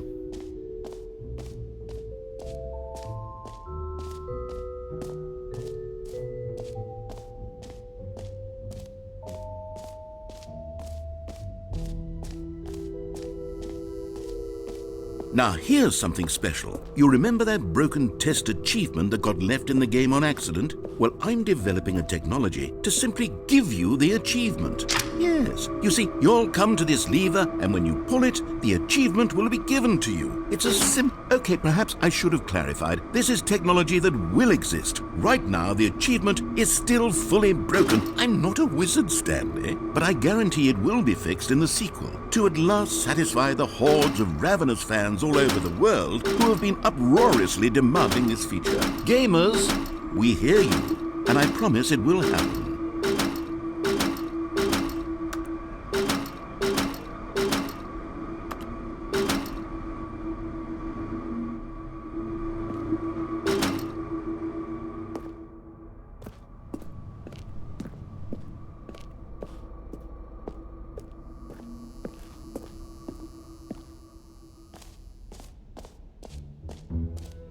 What else? What other exhibits haven't we seen yet? You know what? Let's bring the jump circle back for Stanley Parable 2 as well. It's a... Oh, wait. You already spent all your jumps the first time we saw the jump circle? Oh well. I suppose it can just be a nice decorative piece then.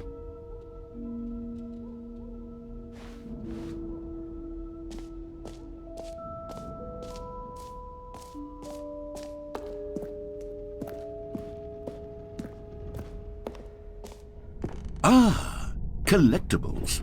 Now it's a real video game. In the Stanley Parable 2, you'll run around gathering up these miniature Stanley figurines. And what's truly innovative is that there will be no reward for collecting all of them.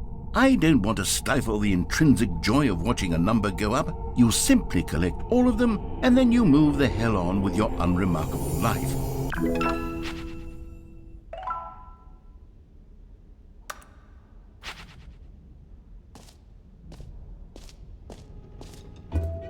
God, it really is the worst when you collect everything in a video game and then they give you a big fancy...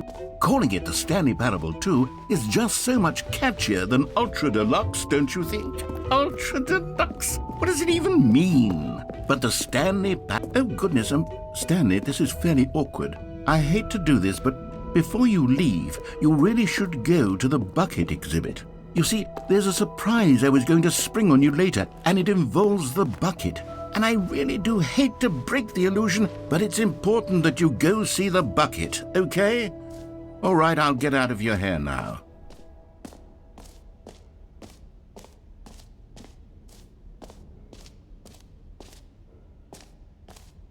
Okay, I'll be honest, I haven't yet decided on this one.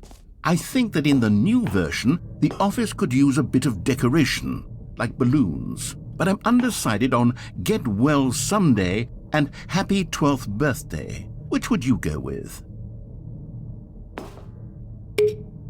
You know, sometimes when you solicit another person's opinion, it makes you realize that you knew which one you actually really wanted all along. Get Well Someday it is. Or actually, maybe I should have gone with... No, I've made my decision, we're moving on.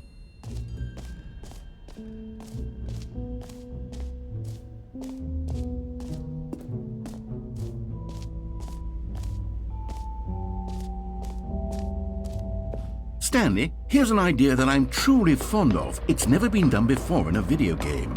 This is, in fact, a hole that you can fall down forever. That's right. Infinite falling. You can fall until the end of time, if you like. A stunning leap forward for video games. You see, isn't it wonderful?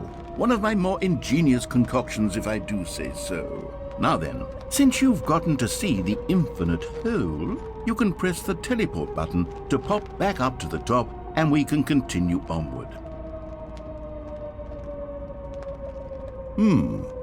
Now, I don't mean to be a bummer, but I do recommend you use the teleport button to go back to the top. Maybe do it on the sooner rather than later spectrum of things.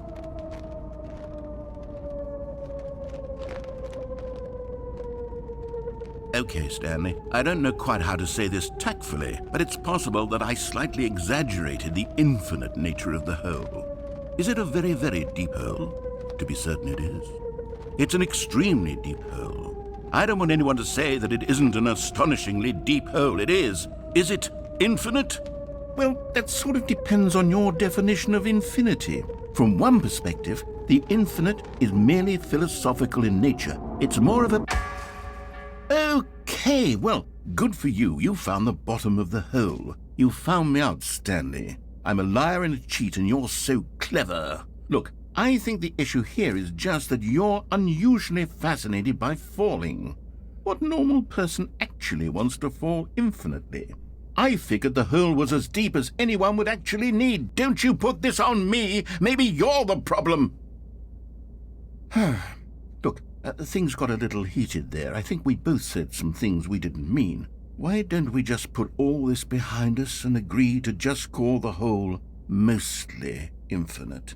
If that works for you, then go ahead and press the teleport button to warp up to the top of the hole and we can move on. I'll just be up here when you're ready. Great. Now, I'm very excited to show you even more of my ideas for this. Oh, for heaven... You see, I was right. The problem is you. The problem is that you like holes too much. Not normal. A normal person would have said, yep, that's an infinite hole right there, goes on forever till the end of time. Don't need to see it all, but not you. Oh, no, no, no, no. You have a weird sort of... Oh. Did the hole seem even shorter to you this time? I couldn't help but feel like you spent a little less time in there than you did before. I mean, admittedly, I didn't make an infinite hole, but I didn't think it was that not infinite. Well, I suppose once again there's nothing to do here. If you decide you've had enough of the hole, you can hit the teleport button and come join me up above. Had enough? I'm positively thrilled. I really do. Gosh, how could I have guessed? You're back in the hole. If this starts to become a thing where... Wow. Okay. Yes. I'm starting to become extremely certain that the hole is not only not infinite, but that it's growing steadily less and less infinite. I suspect that I'm starting to hit the point where it's no longer feasible to call the hole infinitely deep, even by the lax overall standards for accountability and marketing. What's going on here? Stanley, I have no explanation for the uncertain nature of the hole's length. Here, let's try something. Let's pop back up to the top, and we'll see if it gets any shorter. Well, there it is. The shame of my... How is this still appealing to you? I know you're obsessed with holes, but at this depth, I just can't see this scratching the itch. Oh, who am I to judge? You just do whatever it is you're here to do and hit the teleport button when you're ready to move on. Is the, teleport button not working? You sure? Well, I mean, I really don't have an explanation. It was working just a moment ago. Try it again. Still nothing? Well, I suppose there is one thing I can do to fix this. I'm out. Goodbye, Stanley. You couldn't bear to be away from the hole, and now you'll get more time with it than you could ever have asked for. It's a win for everyone. You get to be with the hole, I get to do literally anything else. Take care, Stanley. I hope you and the hole have a wonderful rest of eternity together.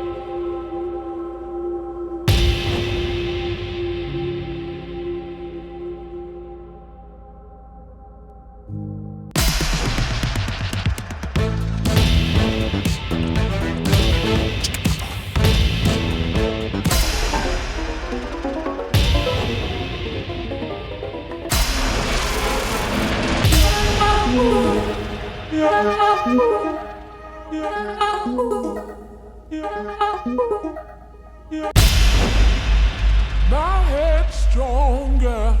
You're no longer using up the space of mine. My head's stronger. You're no longer using up the space of mine. you're no.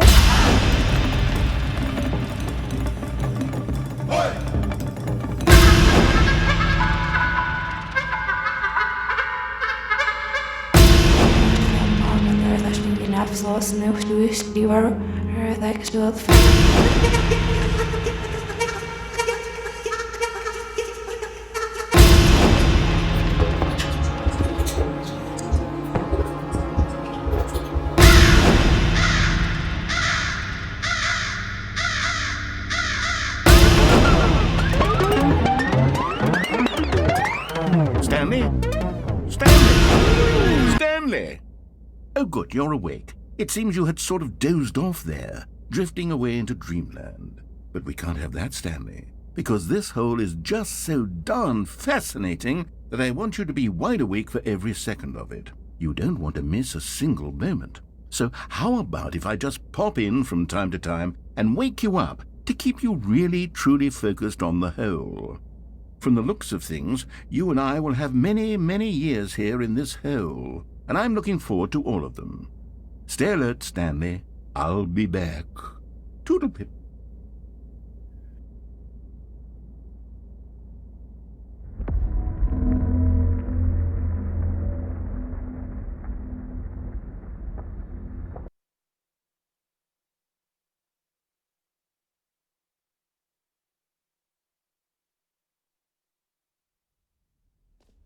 Here we are. Go on, try out some of the new features.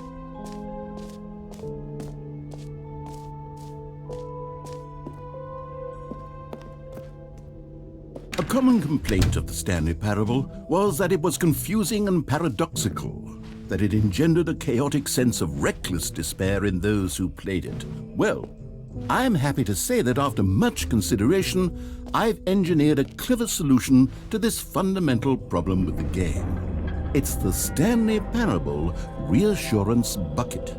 You see, Stanley, anytime you're holding the bucket, a sense of calm and ease will fill your mind and your heart. It's true.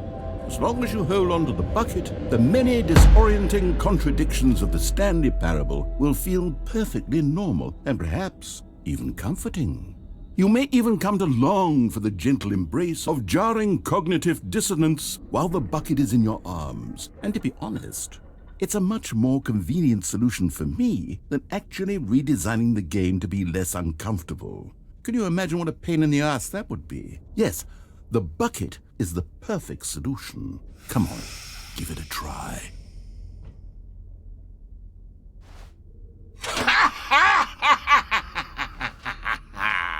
Can you feel it?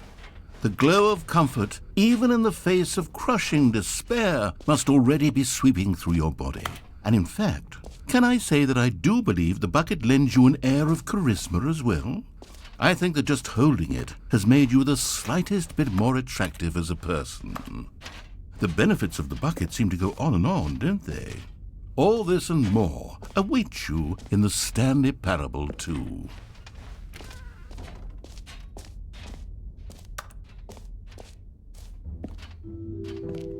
Does anyone give out awards for most enjoyable bucket in a video game? That really should be an award if it isn't already.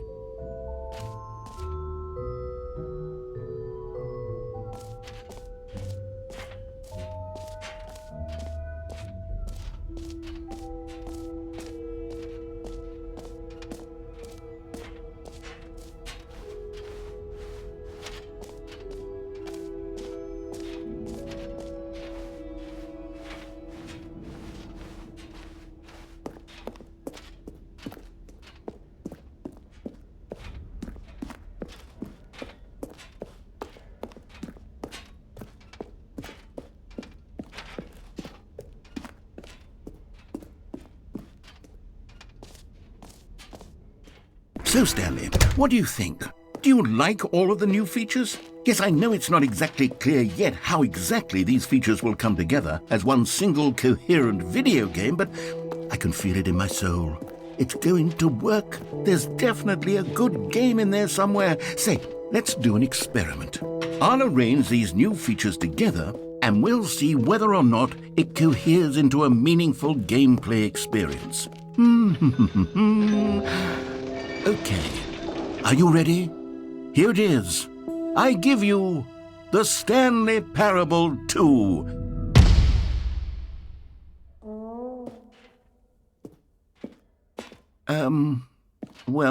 I mean, there's potential here, right? It's sort of... Okay, never mind. Hold on. Let me do a different arrangement. Okay, yes, this is much better. I feel good about this. Here we go. Version 2. Who am I kidding, Stanley? This isn't a coherent video game at all. It's a lot of gags. And I do very much enjoy creating gags, but they don't add up to anything. I wanted more than anything to create a sequel that would capture all the magic of the first game. I wanted fans to love it. No matter how good these gags are, they won't stand on their own. They would need the structure and the gameplay of the original. Wait, maybe that's it.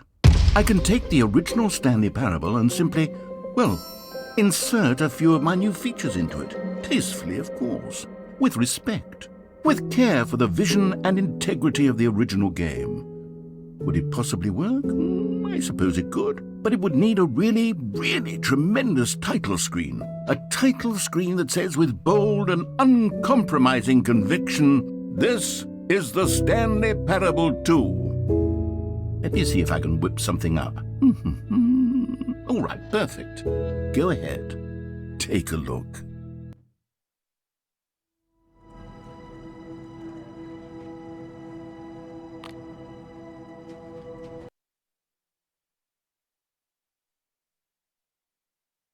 This is the story of a man named Stanley. All of his co-workers were gone. What could it mean? Stanley decided to go to the meeting room. Perhaps he had simply missed a memo. Stanley picked up the bucket.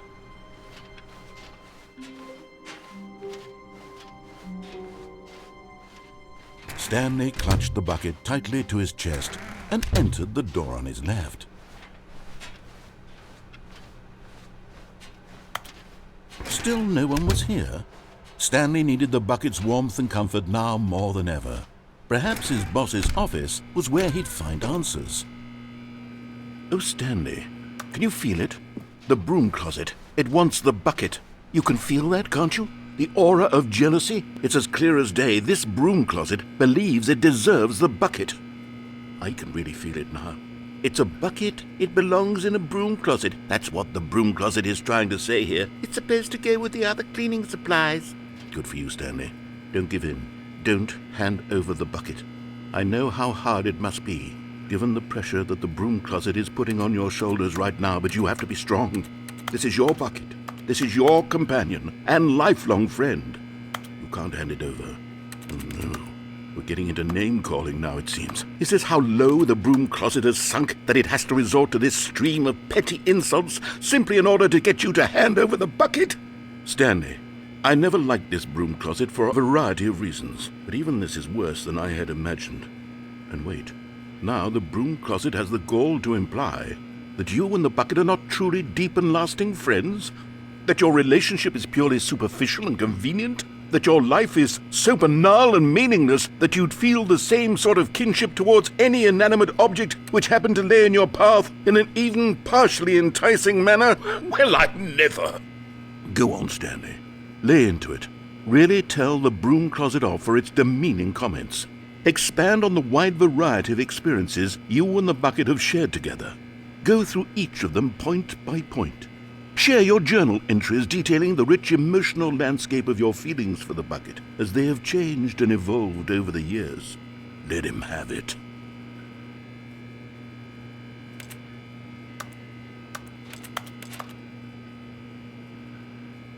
Okay, I've got you something which I think will help settle this debate once and for all. Here we go. There. Now it's settled. No more debate, no more discussion. Take a hike, broom closet, with all your meandering philosophical diatribes about the nature of cleaning supplies and their relationship to broom closets in the natural order of things.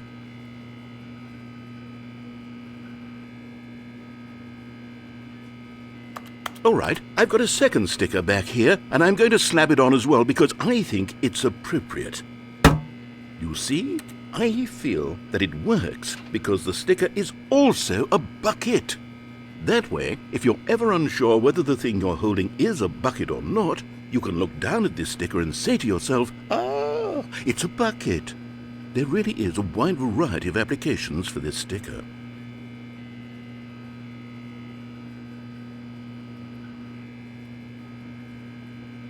You know what? I could take the name-calling and the dismissal of your kinship with the bucket, but now the broom closet is just giving us the silent treatment, and to be honest, I'm sick of the pettiness on display. You can stay here all you like, but I've had it with this impetulant room of cleaning supplies, easily the most childish such room I've ever been in. I'll see you outside, and we can get on with the story about you and your bucket.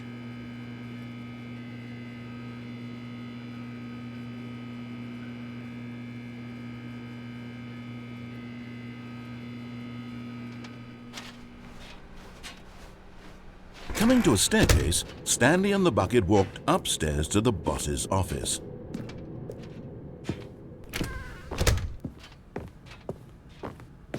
Stepping into his manager's office, Stanley was once again stunned to discover not an indication of any human life. Crushed by the weight of this revelation, Stanley may have broken down into an emotional dumpster fire if not for the soothing presence of the bucket. Even now, in his darkest of hours, did the bucket's warmth and guiding light pierce the dark clouds of confusion and chaos. It would be with him always. The bucket would, and he knew it. The two of them were inseparable. At this point, Stanley was so absorbed in the tender spiritual connection he shared with the bucket that he didn't notice the keypad behind the boss's desk. Nor in his bliss of simply being near the bucket did he have any notion that the PIN number for the keypad was 2845.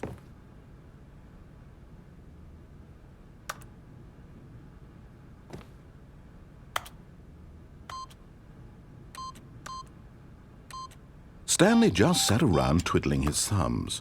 Trying to input anything on the device was useless, since he could never possibly know that the combination was 2845.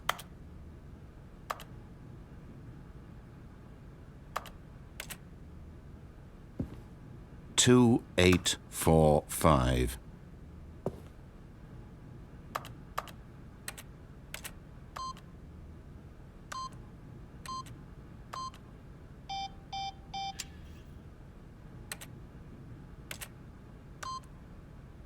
Forgot, but it turns out that the panel's emergency override kicked in, and the door just opened all by itself, and Stanley got the hell along with the story. Well, whoop-de-doo. You found one of them. One of the miniature Stanley figurines. Remember, no reward for collecting all of these, only the intrinsic pleasure of a job well done. You can't buy that sort of happiness, Stanley. God knows I've tried. So, I implore you to savor each and every moment you come across one of these beautiful figurines.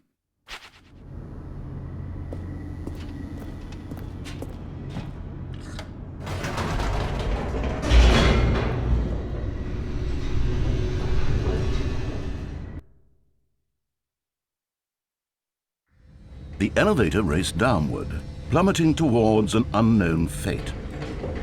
It would be all Stanley could do to keep himself together, if not for the bucket. Soothing him, comforting him, reassuring that in this darkest moment of uncertainty, he would be all right. The bucket is here for you, Stanley. Everything will be fine.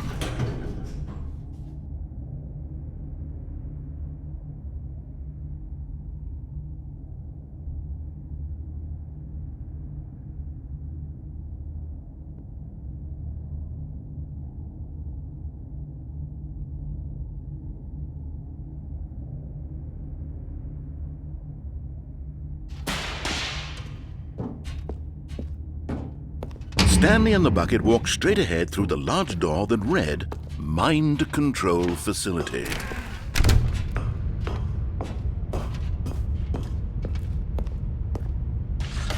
The lights rose on an enormous room packed with television screens. What horrible secret did this place hold? Stanley and the bucket both wondered to themselves.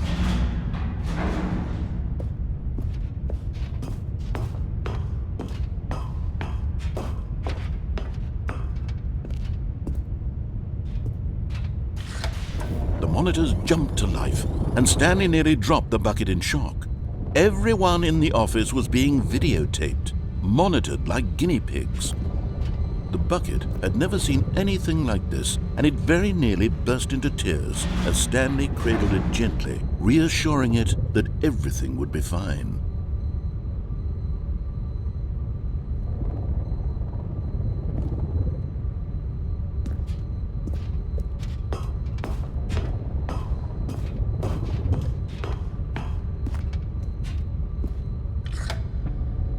Was the bucket under the mind control facility's influence as well? Had the bucket been told to do things it didn't wish to do? What kinds of things does a bucket want to do or not want to do in the first place? These questions raced furiously in Stanley's feeble mind. No! He screamed into the bucket. He couldn't accept it. His own life in someone else's control, never! He squeezed the bucket tighter. His one friend in the entire world. At this point, he could trust no one except for the bucket.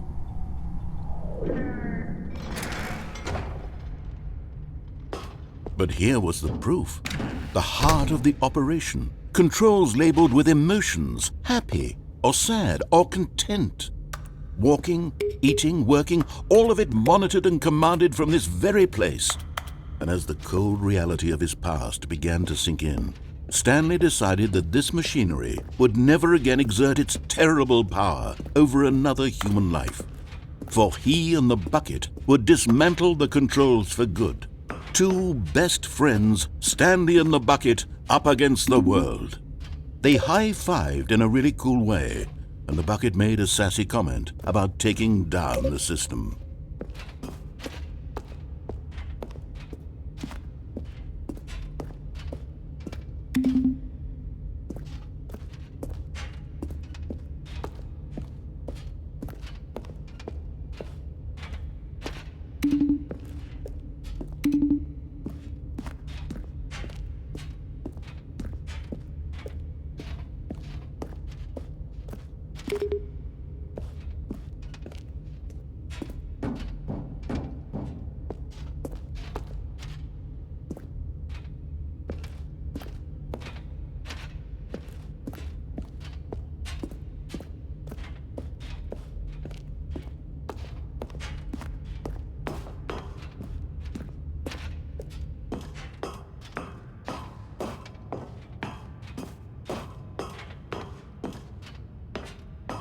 When at last they came to the source of the room's power, Stanley and the bucket knew it was their obligation to put an end to this horrible place and to everything it stood for.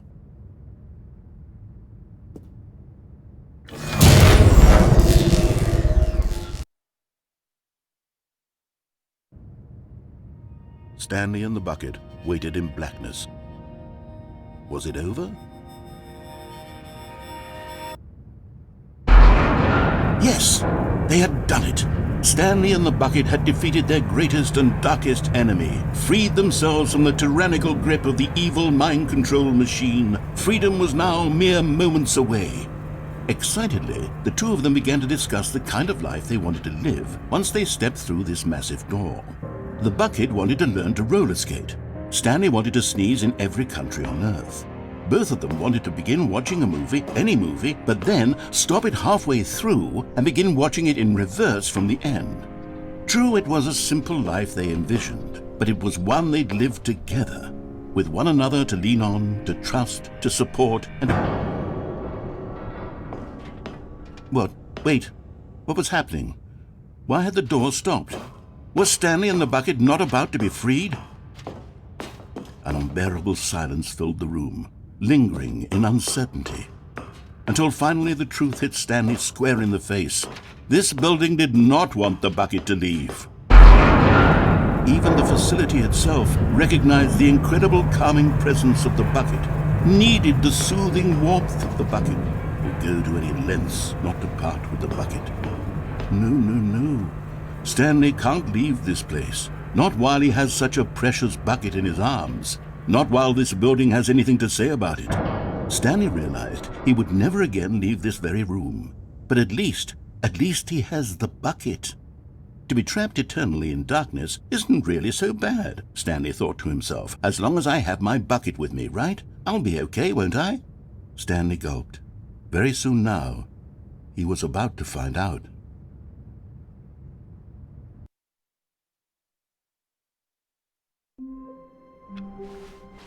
Stanley knew the office layout like the back of his hand. It was only a matter of time before he found the others, wherever they were. Just a matter of time. When Stanley came to a set of 2 open doors, he entered the door on his left.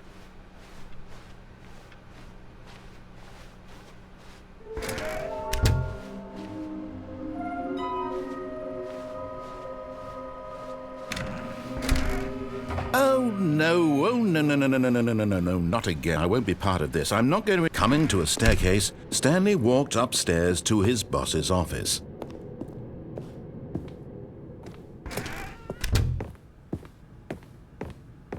Stepping into his manager's office, Stanley was once again stunned to discover not an indication of any human life.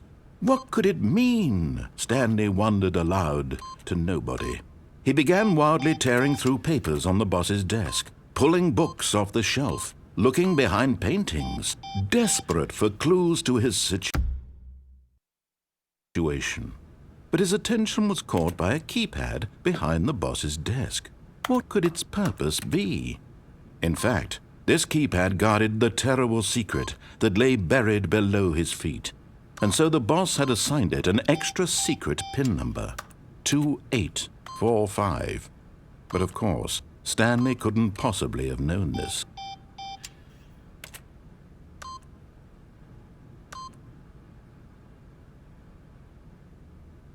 Stanley just sat around twiddling his thumbs. Yet incredibly, by simply pushing random buttons on the keypad, Stanley happened to input the correct code by sheer luck.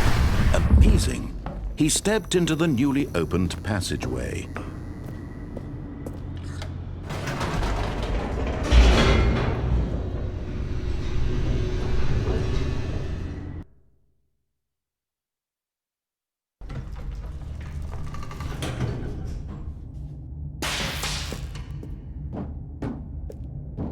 Stanley walked straight ahead through the large door that read Mind Control Facility.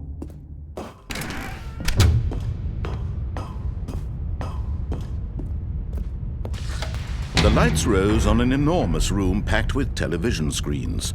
What horrible secret did this place hold? Stanley thought to himself. Did he have the strength to find out?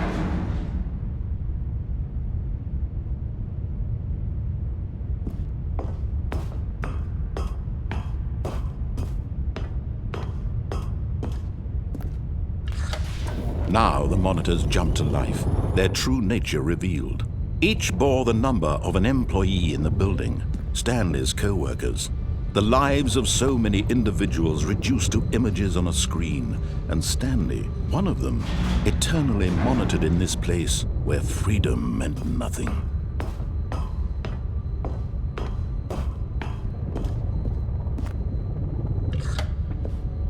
This mind control facility, it was too horrible to believe. It couldn't be true.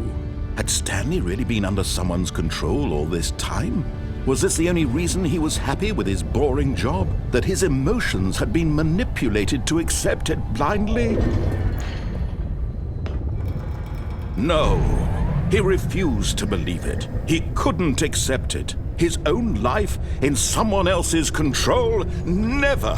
It was unthinkable, wasn't it? Was it even possible? Had he truly spent his entire life utterly blind to the world?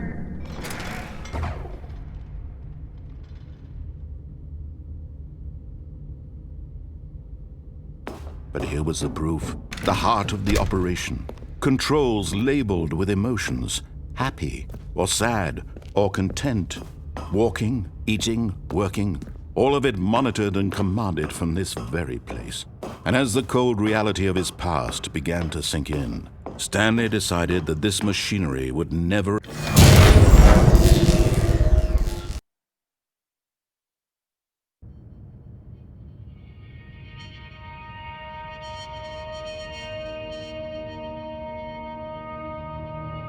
blackness and a rising chill of uncertainty. Was it over? Yes!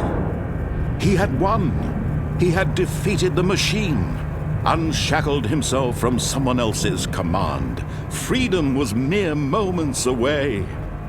And yet, even as the immense door slowly opened, Stanley reflected on how many puzzles still lay unsolved. Where had his co-workers gone? How had he been freed from the machine's grasp? What other mysteries did this strange building hold? But as sunlight streamed into the chamber, he realized none of this mattered to him, for it was not knowledge or even power that he had been seeking, but happiness. Perhaps his goal had not been to understand, but to let go.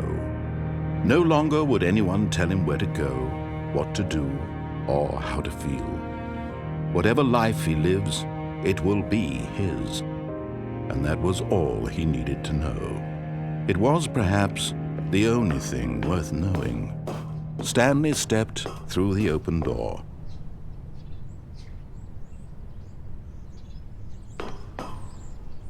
Stanley felt the cool breeze upon his skin, the feeling of liberation, the immense possibility of the new path before him. This was exactly the way, right now, that things were meant to happen. And Stanley was happy.